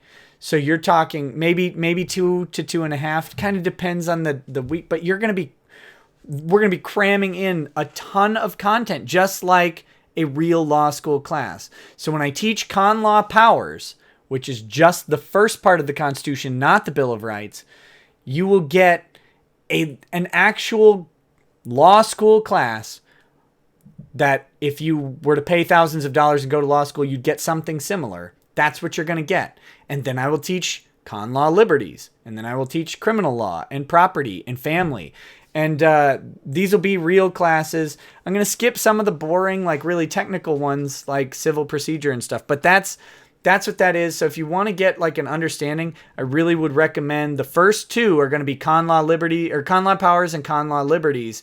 And those two classes are going to give you like a really in-depth approach of how the Supreme Court handles some of these questions. And it should be interesting, maybe. Mithran Imris says, had to read excerpts for both for your legal writing. Yeah, I'm sorry, man. Woman? I don't know. It's YouTube, so who knows? But yeah, legal writing courses suck. Do we really need anything except the Emperor's Justice, though? No. Nick, I don't read the law books. Rekieta, where should I start reading on Warhammer? Ryan English, you should start with the Eisenhorn trilogy, I would say. Have you been playing that Warhammer first-person shooter? No, I haven't, because I played during the alpha and it turned into garbage. There better not be tests. There will not be any tests. Watch Blank even mentions New Amsterdam Gym. I have a feeling you listen to Mark Levin. I used to listen to Mark Levin, but Mark Levin, he gets annoying. What? Why? Because everybody's terrible. That's why. What? God, oh, he gets a little terrible. YouTube is gay. That's what I've got to work out is a schedule for them, both with my family schedule and with trying to get it so that people can participate live. But yes, they will be replayable, and all this will be on Patreon with like full details of what each of the tiers will get you. You know, with like the $20 tier will be the maximum access with full live streams, full Q&A during the courses, just like a real course and stuff like that. And then it will get progressively less going down. Have you read Gotrek and Felix? If so, thoughts? No, I have all of them on my Kindle and I haven't read them yet. Yeah, James Gibbons. There are Warhammer novels you can read and you won't have to spend thousands on small figurines. That's an entire shelf is Warhammer novels. That's all it is. Warhammer novels and liquor, buddy.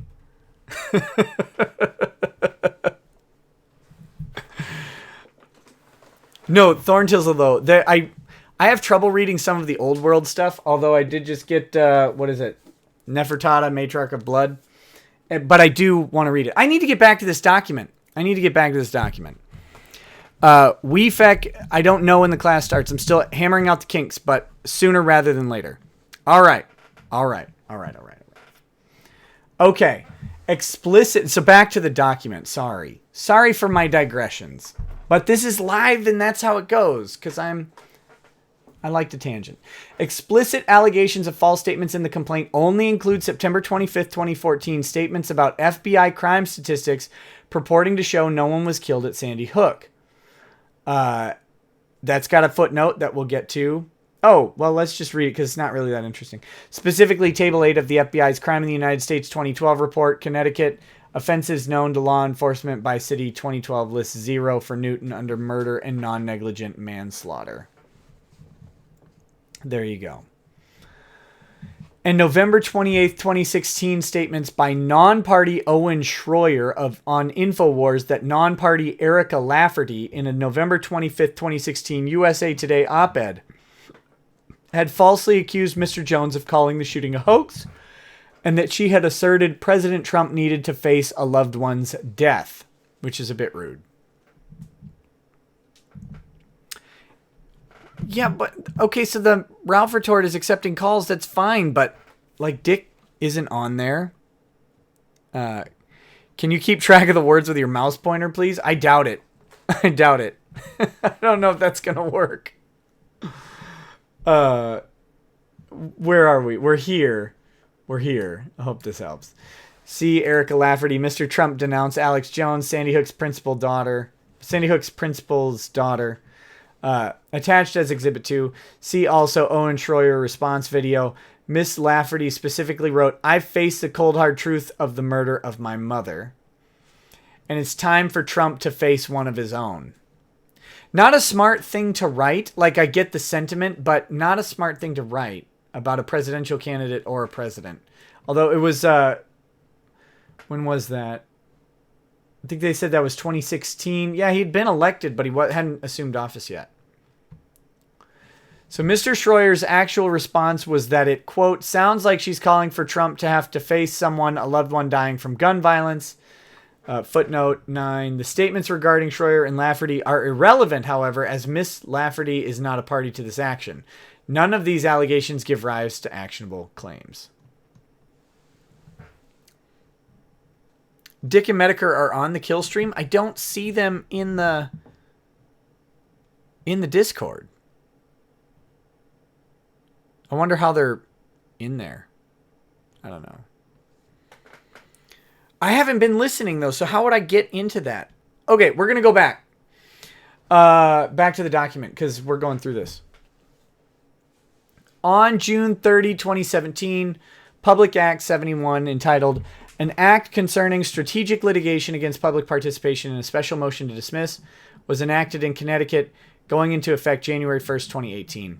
The act was later codified at Connecticut General Statute, blah, blah, as set forth in the joint favorable report of the Senate Judiciary Committee. So this is anti-SLAPP's history. I don't know if I want to read the anti-SLAPP history. Medicare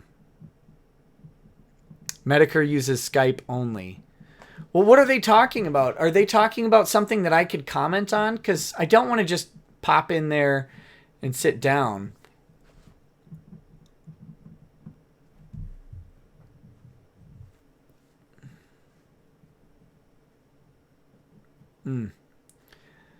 So, and SLAPP is strategic lawsuits against public participation.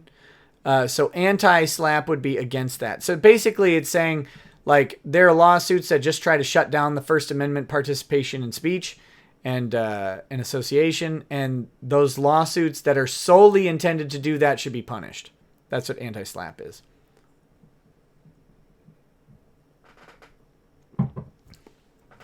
Yeah, I don't know what to talk about with Mundane Fat.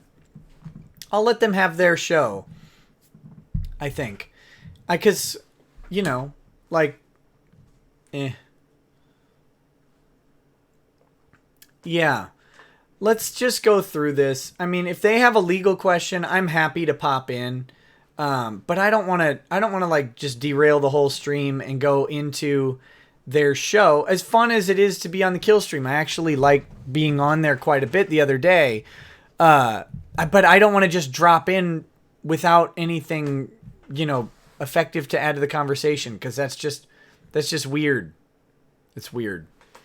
But yeah, when they have legal stuff, I'll gladly come in. So if Maxwell wants to steer it that way, let me know.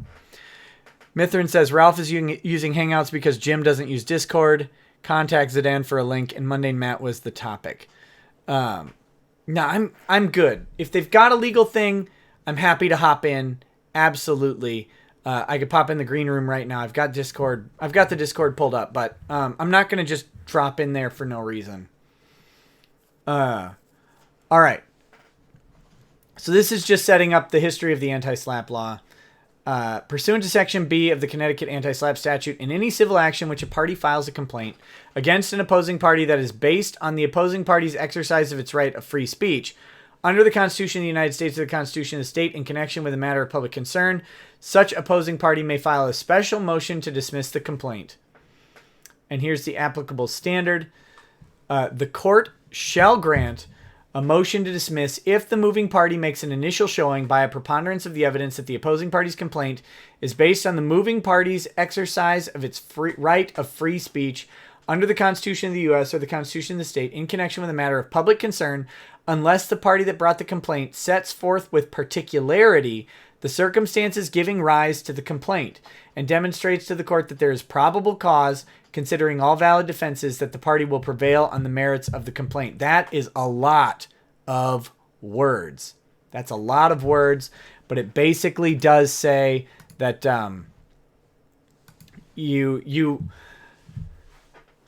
So let's go through these standards real quick. You bring your motion to dismiss. Motions to dismiss are always considered in the light most favorable to the drafting party of the complaint, not of the motion to dismiss. So then they have to look at that draft and determine, the motion making party, so Alex Jones in this case, has to show by a preponderance of the evidence that the complaint is based on Alex Jones's exercise of a constitutionally protected right. In this case, free speech and journalism, right?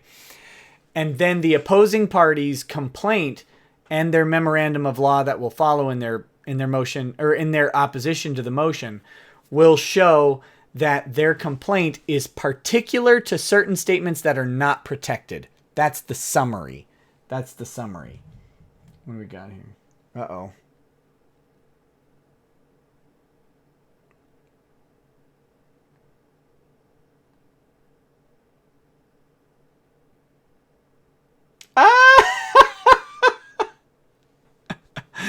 I'm sorry, guys.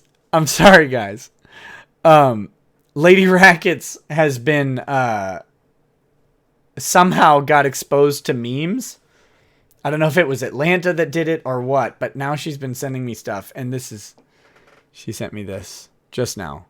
Back when if athletes took a knee, they took a knee.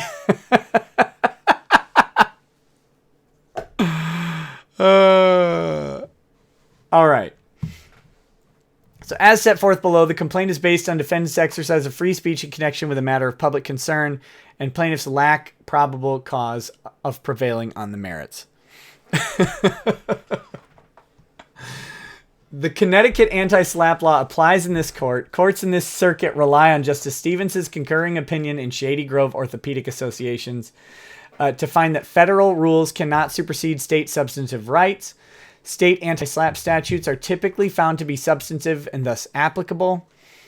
The Second Circuit Court of Appeals has permitted a state anti-SLAPP statute to be applied. Texas anti-SLAPP law has also been applied in diversity matters. So diversity jurisdiction is where you and another party live in opposing states. Alex Jones and all of his businesses reside in Austin, Texas. This is up in Connecticut, so you have prima facie diversity jurisdiction.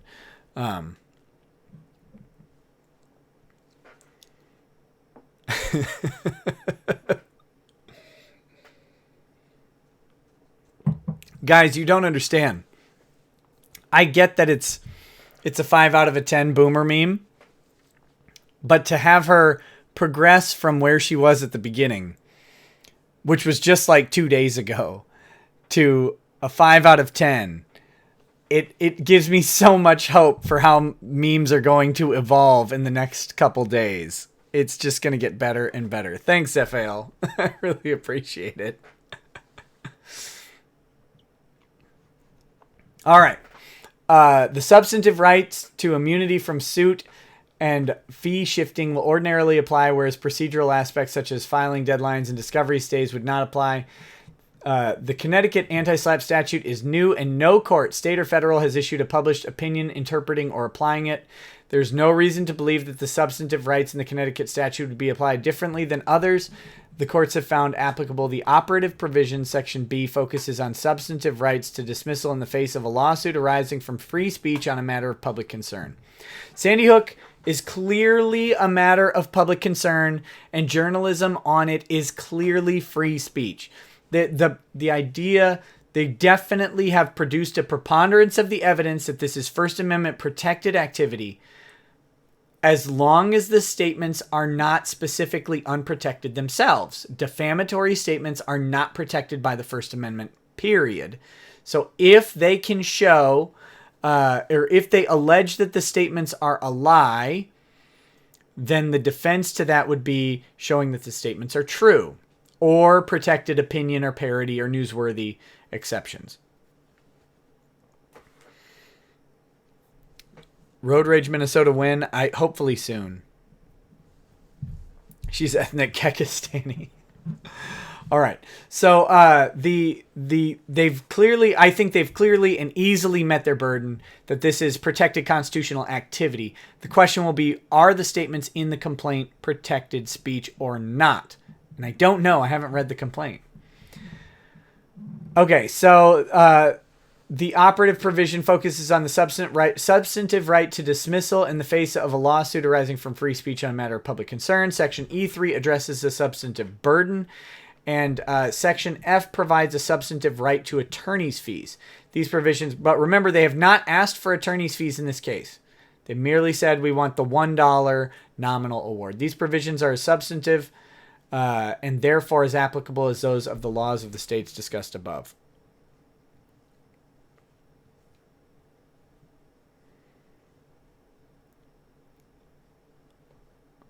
Zephael says, like you explaining slap, staying off topic, and being you. Thanks, buddy. So dismissal under Rule 12b-6. An action may be both dismissed under state anti-slap rules and federal Rule 12b-6. In considering a motion under 12b-6, the plaintiff must have alleged enough facts to state a claim of relief that is plausible on its face. There it is. There it is. Zephael. It's Bell Atlantic Corp versus Twombly. That's the case. 2007. 550 U.S. 544 at 570. There's your case, buddy. So I was saying Twombly. I just forgot that Bell Atlantic was in Twombly. WeFix says, take these Trudeau dollars for what they're worth. Thanks, buddy.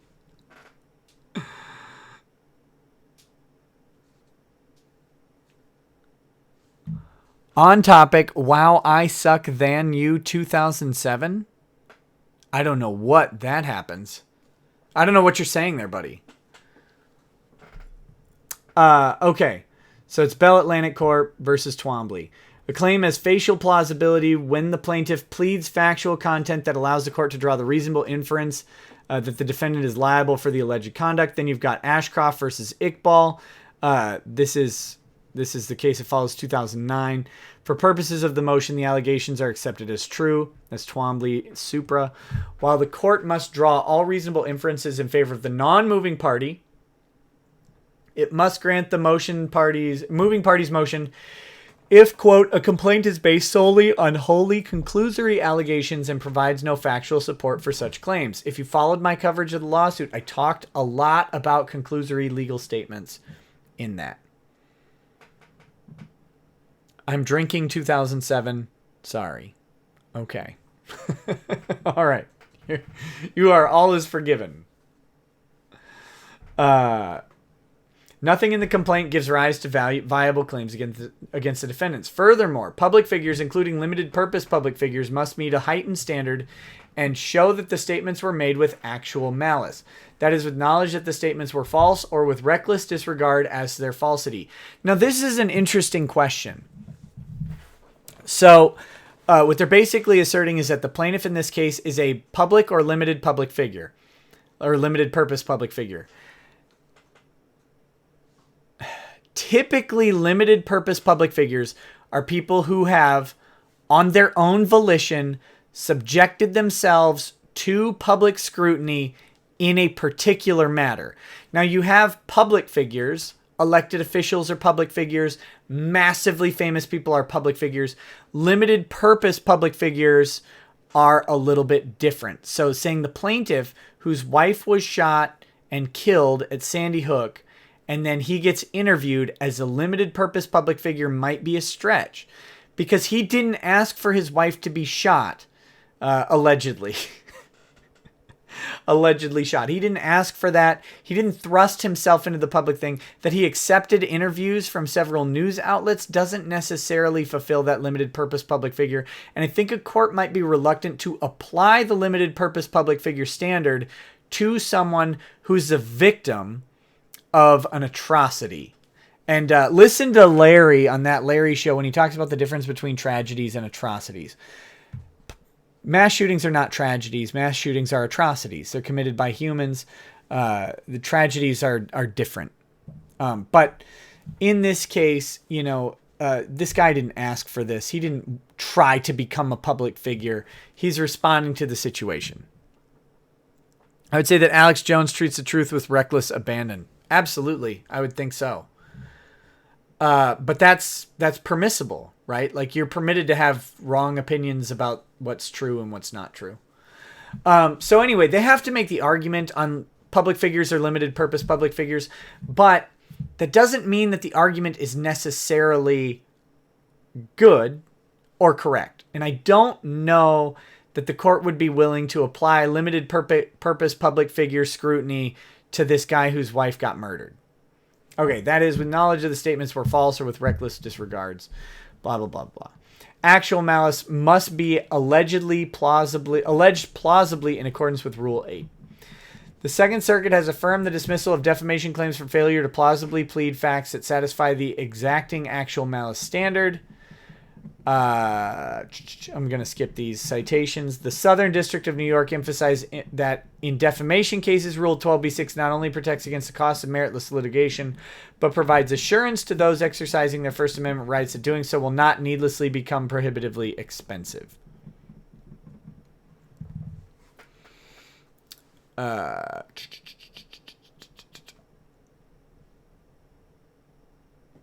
I'm saying actual malice, meaning reckless disregard of their falsity, is satisfied by Alex Jones's statements. Well, I don't know in this case if it is. Because I don't know what statements are attributed to Alex Jones in this specific complaint. Because I haven't read the complaint. This is a motion addressing the complaint. But let's see what they say. They might have some of the statements in here, and we'll see. We'll see. But according to this motion, Alex Jones one time said it was a hoax, but then every other time after, or apologized later, and I shouldn't say every other time, apologized later and admitted that it was real. Being wrong isn't necessarily a crime, and it kind of diminishes actual malice if you make an admission of wrong. So I don't know. I don't know. But we'll see. We'll see. Whoa! Okay. Thank you for private messaging me and knocking my phone down, Andrew Gluck. All right, analysis. This is a quintessential slap suit. Defendants are alleged to have spoken on matters of public concern, and the allegations arise solely from that speech. That's true. All of the speech is constitutionally protected, and the claims are otherwise unmeritorious. That might not be true. Mithrin Emrys says, Nick, Alex Jones would be the public figure, and they have to show he acted with actual malice, not the husband of the victim. I don't, that's not true. I don't think. I think the victim is granted the heightened scrutiny because the victim is given the protection of being a non-public figure. Like if Alex Jones comes out and says reckless statements about a non-public figure without knowledge of their falsity, but the person's non-public, they have more protection under the law than the other. I think it's, to be very specific, I think it's a grid pattern, and you have non-public figure, non-public figure, public figure, public figure. So speaker on the y-axis, victim on the x-axis, and you have a 4-box grid. And then the strongest protection is 2 public figures. But I do believe that it's the victim status that is more important in public figure doctrine. I'm happy to be corrected on that, but I'm 99% sure that the victim status is the most important there, because that makes the logical sense of who the court is protecting. Because if some senator comes out and just starts blasting some random no-name person who prefers to remain anonymous, the senator isn't given extra protection because the senator is a public figure. The person is given the extra protection because they're a victim of someone else's speech, I think. So I'll lightly push back on that. Although I do think Alex Jones's status as a public figure also changes the calculus a little bit. I'm pretty sure it's the recipient of speech that is the crucial figure there. But if not, they'll make the argument in just a minute. What What are you saying with this two-dimensional grid?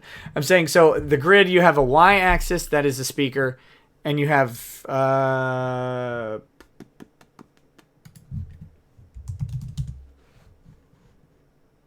give me just a second. I can draw this.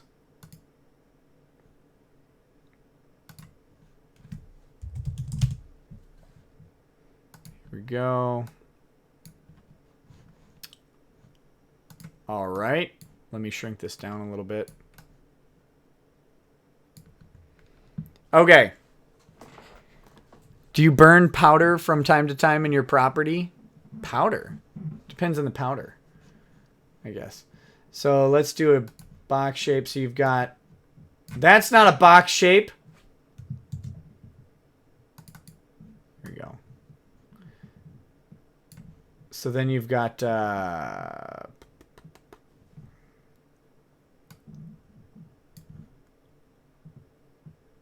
okay. Give me some lines here, buddy.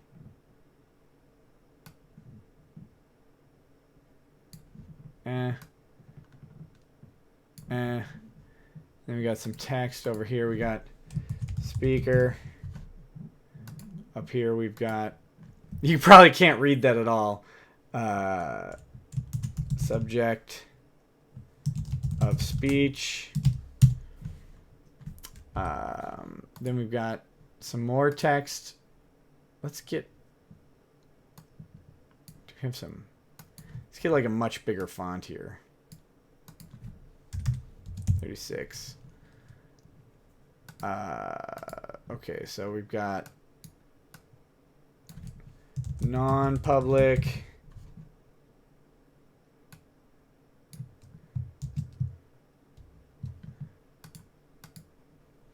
Public.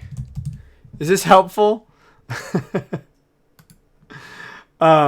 So when both of them, and then we've got what? How am I doing this? Both public figure. This is a mess.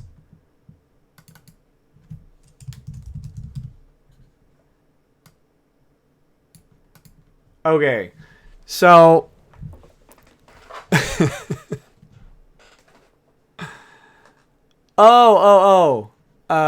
not really.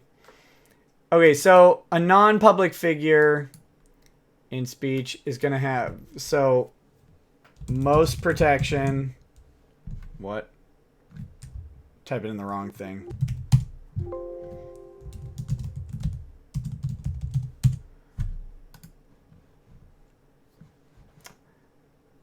So this, gosh, I don't know how I'm doing this. I'm probably doing this all wrong. I'm bad at these stupid tables. I don't want that. Where's my select tool?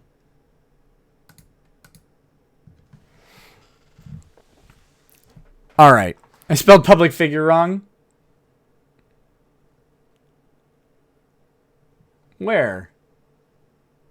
Non-public figure, public figure. Whatever. Anyway, so you've got the most protection when the speaker and the subject of the speech are both non-public figures. Okay, but when the subject of the speech is a public figure, so that would be here. In the circle.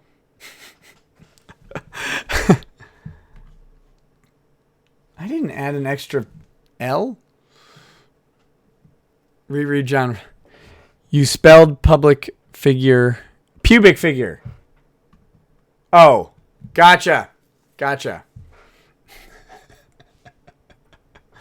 When you're here, where the speaker is a non-public figure, the subject of the speech is a public figure.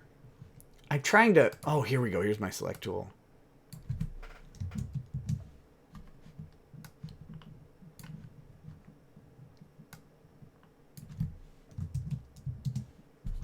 I don't know if this is working out. Mithrin Emra says, double check my defamation notes. It does sound like they're claiming the husband has made himself a limited public figure. All right. All right. All right. All right. Yeah. So, okay. So when you're, I'm trying to figure out how I'm drawing this stupid table because, guys, I haven't done this in a long time. But when you're here, let's just use this. When your speaker and your subject of speech are both non-public figures, the defamation protection is at its absolute maximum. Okay? So saying that, saying anything that is a false or defamatory statement about them can be actionable. Even if you repeat it, but you don't have to know that it's false. Once you move the subject of the speech into the public figure area, you have a heightened level of protection that the speaker has to know the falsehood of the statement, okay? The speaker has to act with reckless disregard for the truth of the statement that causes damage. When the speaker is a non-public figure and the subject is a public figure, which I guess is here. I don't know. This table is all wrong.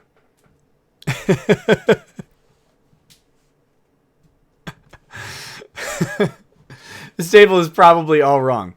But once you get down here, where both are public figures, that's where it's at its absolute maximum. Where Chris Kyle, who's a public figure, get out of there.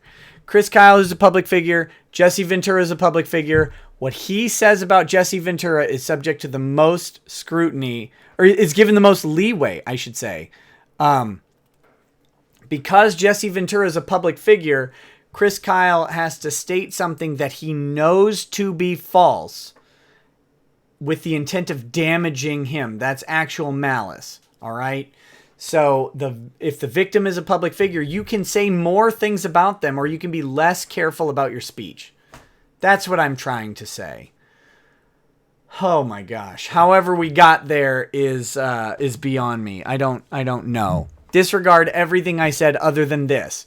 When the recipient is a public figure, you have more leeway to say things with impunity. If you know it to be false and you publish it with the intent to damage them, their public figure status, that's the maximum amount of protection that they get is when, or the maximum amount of protection that the speaker gets is when the victim is a public figure.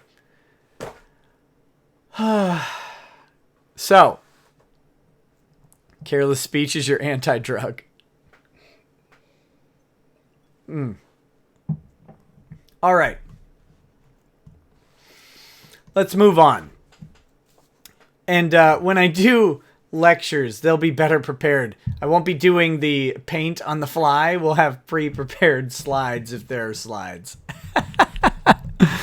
You also said that it's easier to be a public figure than a non-public figure when you're criticizing public figures. Yeah, when you're a public figure making statements about another public figure, that's where you get, I guess, the most leeway, I would say. Anyway, let's move on. Let's move on.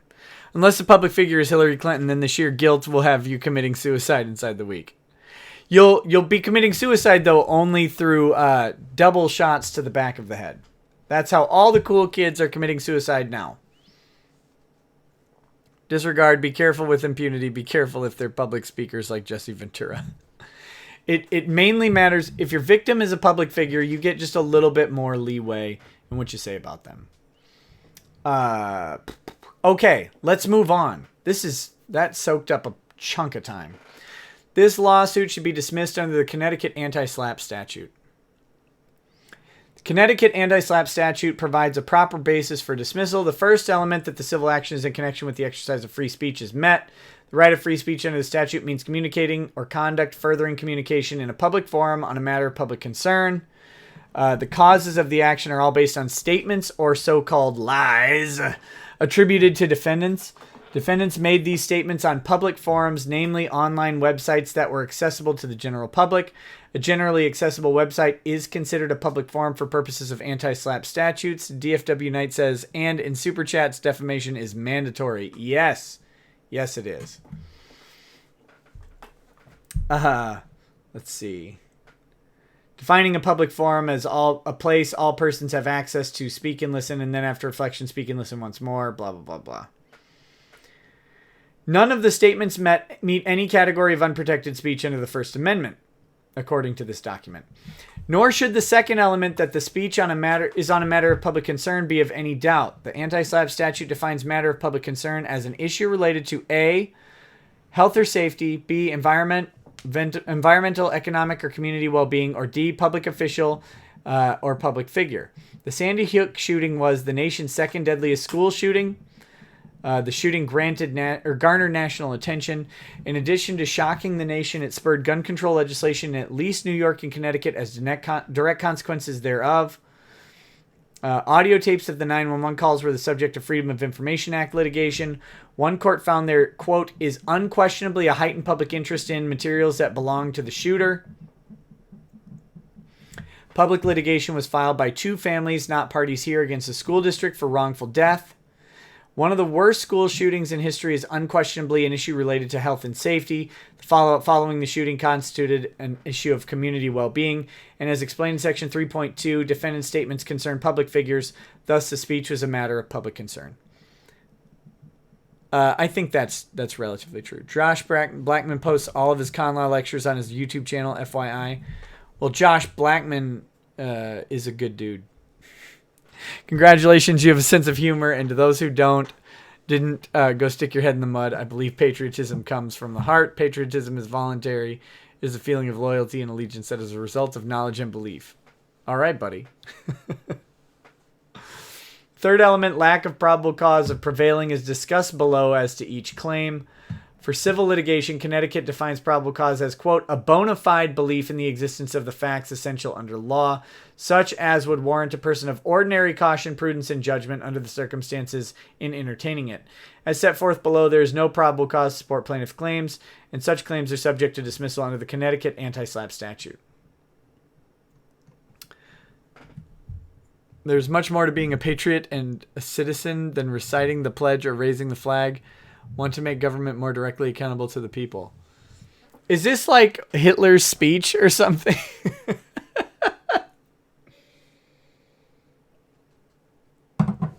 Am I getting trolled by translation? Okay. So defendant's speech is constitutionally protected. Here we go. We're not very far into this document. I don't think I'm going to finish it. But let's look at this section real quick. Defendant's speech is constitutionally protected. Under the First Amendment, public officials and public figures must prove actual malice to recover for claims based on speech. Yeah, so that's the victim. Oh, Jesse Ventura quotes. You were trolling me through translation. I don't speak nut. For the purpose of determining the constitutional protection afforded a defendant's speech under the First Amendment to the United States Constitution, the court must first address whether the plaintiff is a public figure. Plaintiff, at a minimum, is an involuntary public figure, one who becomes a public figure through no purposeful action of high own. It's funny that they have a brackets, but then don't have the his, correct? So will they have to bracket the bracket? I think so. In Zupnik, the court found that family members and participants in high-profile events can have notoriety spilled over and be drawn into the public spotlight, collecting cases in support thereof, to wit. Here's a bunch of cases. Plaintiff similarly meets this standard.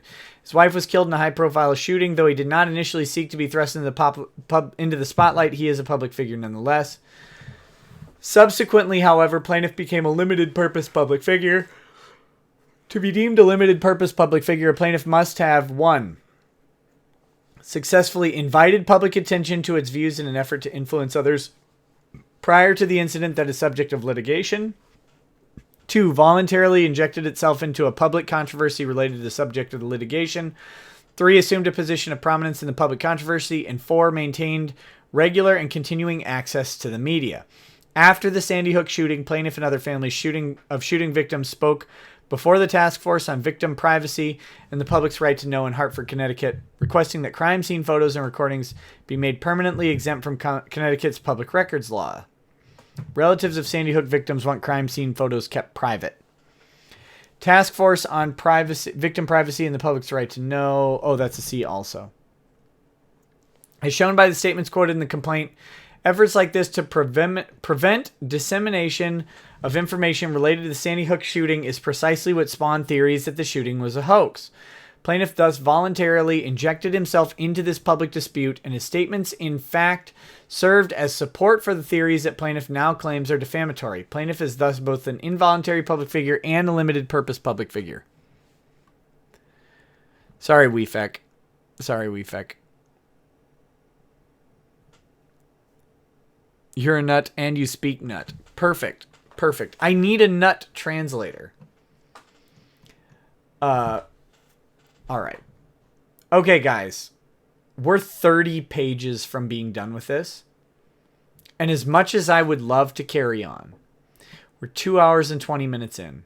It's getting long, and I think it would be better if I do a separate video on this. The narrative portion of the background is gone. We're looking at real legal analysis here. This is a fantastically written motion. From start to where we are now, it's great. We're at page 11 of 42. Or 22 of 42, but, you know. What about the bike cuck? Let's talk about him. Let's talk about him. These protein nuts. Wait, I'm not allowed to laugh at crude jokes anymore, Weefek. Jerk. It's a lot of pages. Yeah, it is. And I don't... After 2 hours, I don't want to keep going through them because this stream will just get ridiculously long. And I love hanging out with you guys, but I don't want it to drag, right? I would much rather transition, take a small break, move over to Twitch, play a ridiculous 1990s computer game while eating ice cream, and carry on there. Or pop into the Ralph Retort if something else is going on the kill stream. I don't know. I gotta pop in and listen. Define newspaper. Oh my god. I don't know. We don't know what a newspaper is. Under a Killing Moon, 1994. I'll have to look it up. This just in, Rackets considers transitioning. No!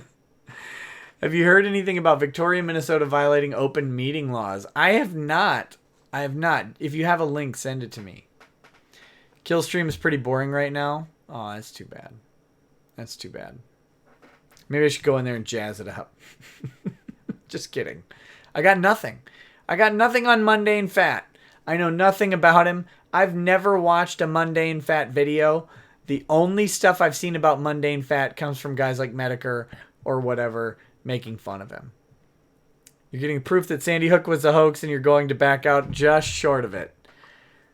We'll find out next week on Rekieta Law live streams. Fundane Blatt.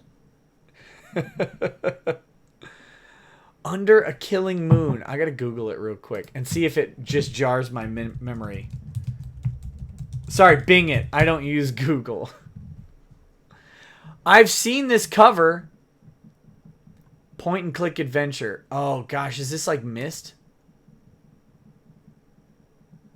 Oh my god. Yeah, this is like all those games like Voyeur, 11th Hour, 7th Guest, all that stuff. Those games are good, man. Promise to be the most hated person. Can you come where, Clay?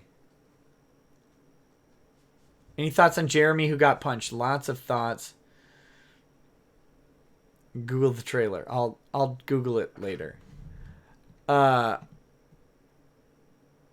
Okay. So Eric Clanton. Let me talk about Eric Clanton real quick. Eric Clanton was the bike lock assailant. The Berkeley, I think, professor who decided it would be a good idea to crack people in the skull with a bike lock. Allegedly 6 or 7 people. He was convicted and sentenced. And this is a little frustrating.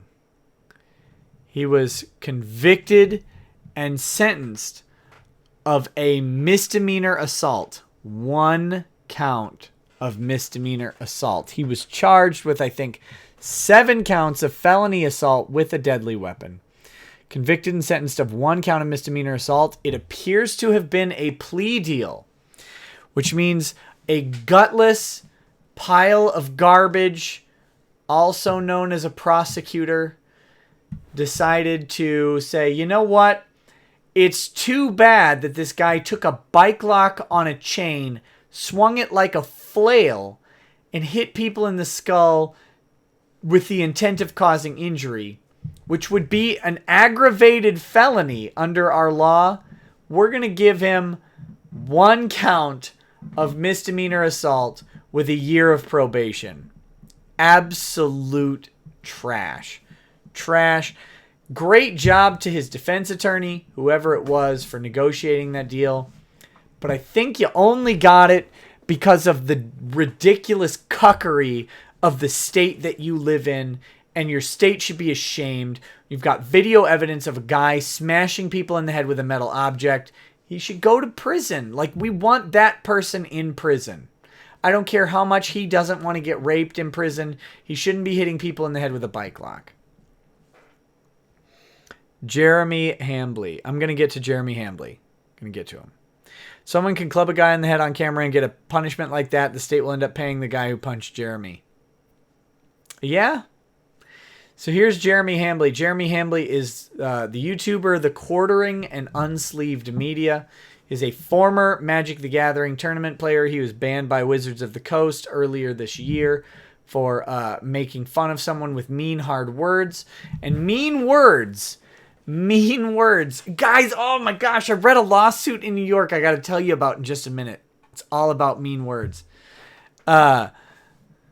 Mean words, man. It's worse than anything else you can imagine. Is just mean words.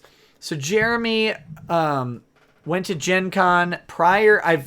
My video was mildly wrong, and I will make a correction here. I said it was between Gen Con days. It was actually prior to Gen Con. It was the night before, if I understand right, like Wednesday, and Con started on Thursday. I don't know. I don't really care. It doesn't change the analysis, okay? Because Gen Con probably isn't liable for anything that happened to Jeremy. It's just probably not. Happened off their premises.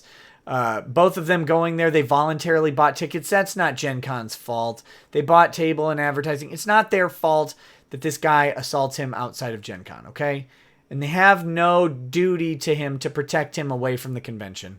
So, not Gen Con's fault, so it doesn't change the analysis. But he's at a bar the night before Gen Con. He's meeting people, shaking hands. Guy comes up and clocks him. Whatever.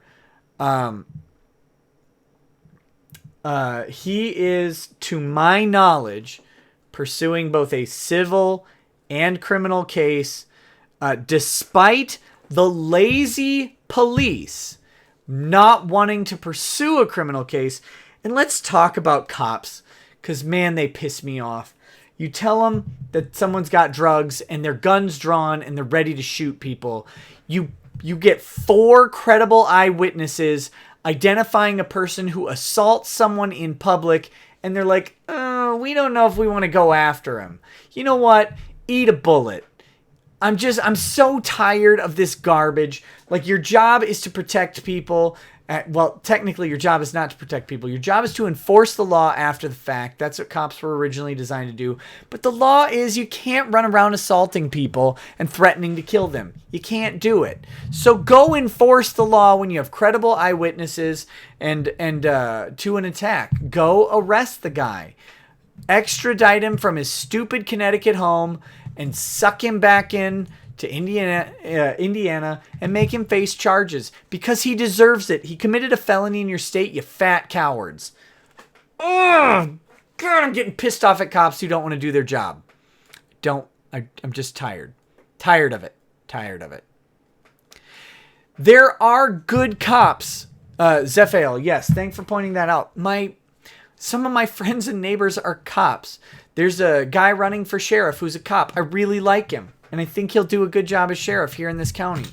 I'm not going to endorse him because I don't know about any weird laws or anything related to that, and I'm not going to get involved in like sheriff law requirements, but he seems like a good guy. There are lots of good cops, probably the majority of them. But I can tell you that every cop I've had to interact with in the past month has been a pile of trash that's lazy. And I'm sick of that. I'm sick of that. Protect the people who can show legitimate injury. But they don't seem to want that. They seem to want drug busts and speeding tickets and garbage like that. Yeah, the job of the cops is to get convictions. It's not to get justice out of the fact. They're worse than lawyers that way because at least you know lawyers are bloodsuckers. Yeah, very, very true. Lazy trash piles that risk their lives. Some of them risk their lives. Some of them do. Not all of them. And the amount of risk that they put out there it's inflated. I'm sorry, it just is. It just is. There's a huge difference between being on a gang task force in Detroit and working in Spicer, Minnesota. Big difference. Massive difference in danger and risk. And I don't want to downplay the risk that they do, because every pullover stop is certainly a risk. But there are many, many more dangerous jobs statistically than cops. And we give them a lot of leeway. But here's the deal. Just filing a report to the DA,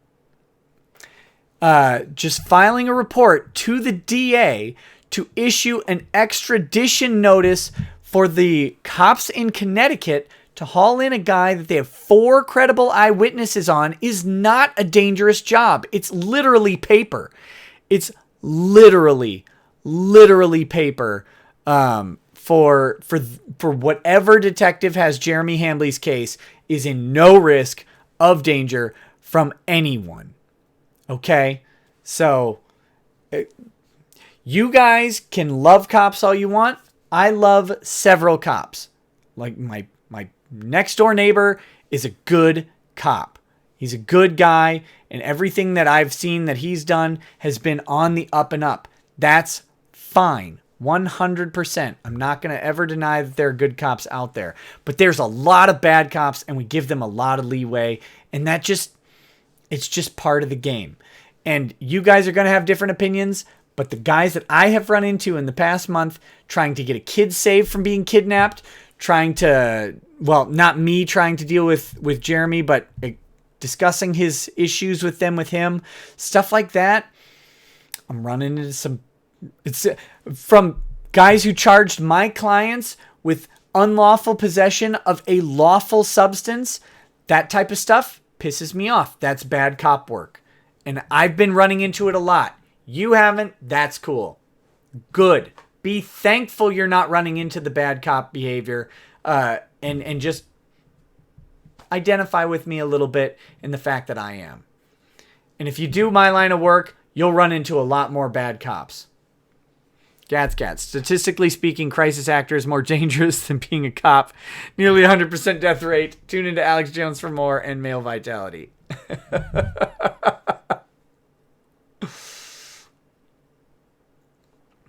So anyway, Jeremy, I have not confirmed. I have heard he's hired a lawyer. If the lawyer is who I have heard, which I'm not going to talk about until I can confirm who it is, but when I can, I hope to interview that lawyer on my channel. I cannot confirm who it is yet, but once I can, I'll talk about it. If he's hired the guy that I heard he's hired, it's a good dude, and he should be in good hands. It's great that he has an ability to fund the suit through some private investors. No one should be subject to what he's subject to. Like people making fun of him for not fighting back or whatever. No one should be attacked randomly on the street like that.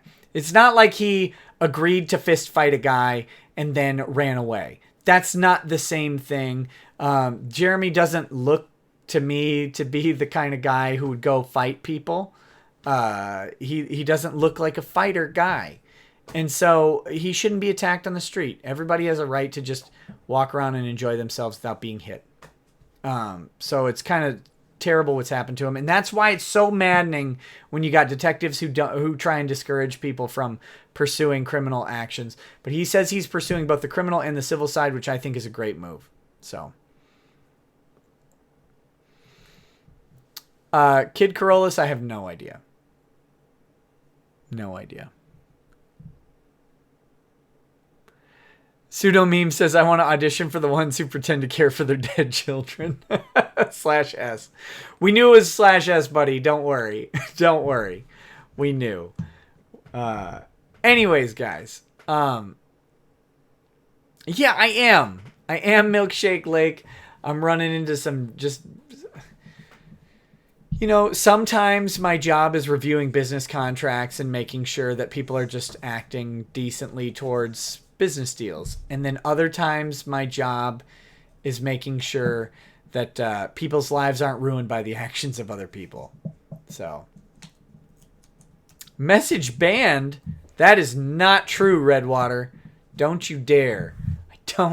I don't ban or censor things. All right, guys. Well, we're 2 hours, 35 minutes in. I've had a lot of fun tonight. I am going to go grab a snack, probably some ice cream. I'll be back in just a little bit on Twitch. If you need a link to the Twitch, it's down in the comment section. Let me talk real quick about what I do. On Twitch, I play video games. But the chat is open. You can talk to me about whatever. If you want to talk to me about Jeremy, if you want to talk to me in depth about Alex Jones or legal subjects, have at it. I react a lot to the chat, but otherwise I just sit and chill through playing some video games. And you can come and enjoy a game you may have never seen. I'm going to play Dungeon Hack tonight. I used to play the living crap out of this game, and it can get so difficult so fast. It's just fun. I will watch the Under a Killing Moon trailer, but I'm not going to watch it on stream. Believe it or not, on my Cody... So, guys, this is annoying. On my Cody Wilson stream, when I watched that Rucka Ali video about punching Nazis to the tune of Paparazzi, I got a copyright claim from Sony, claiming that entire 2-hour stream was a vocal cover of Paparazzi because of the 3 minutes of video I watched of Rucka Ali parodying a song. So I don't want Under a Killing Moon's publisher to come after me and split revenue because I somehow infringed on their copyright or something. Absolutely ridiculous. Weefek says, I had no clue Twitch was for video games. Thanks for clarifying.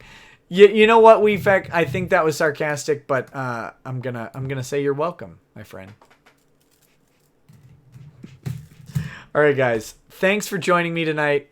I'm gonna blank out the screen, and let me finish this Kieran whiskey.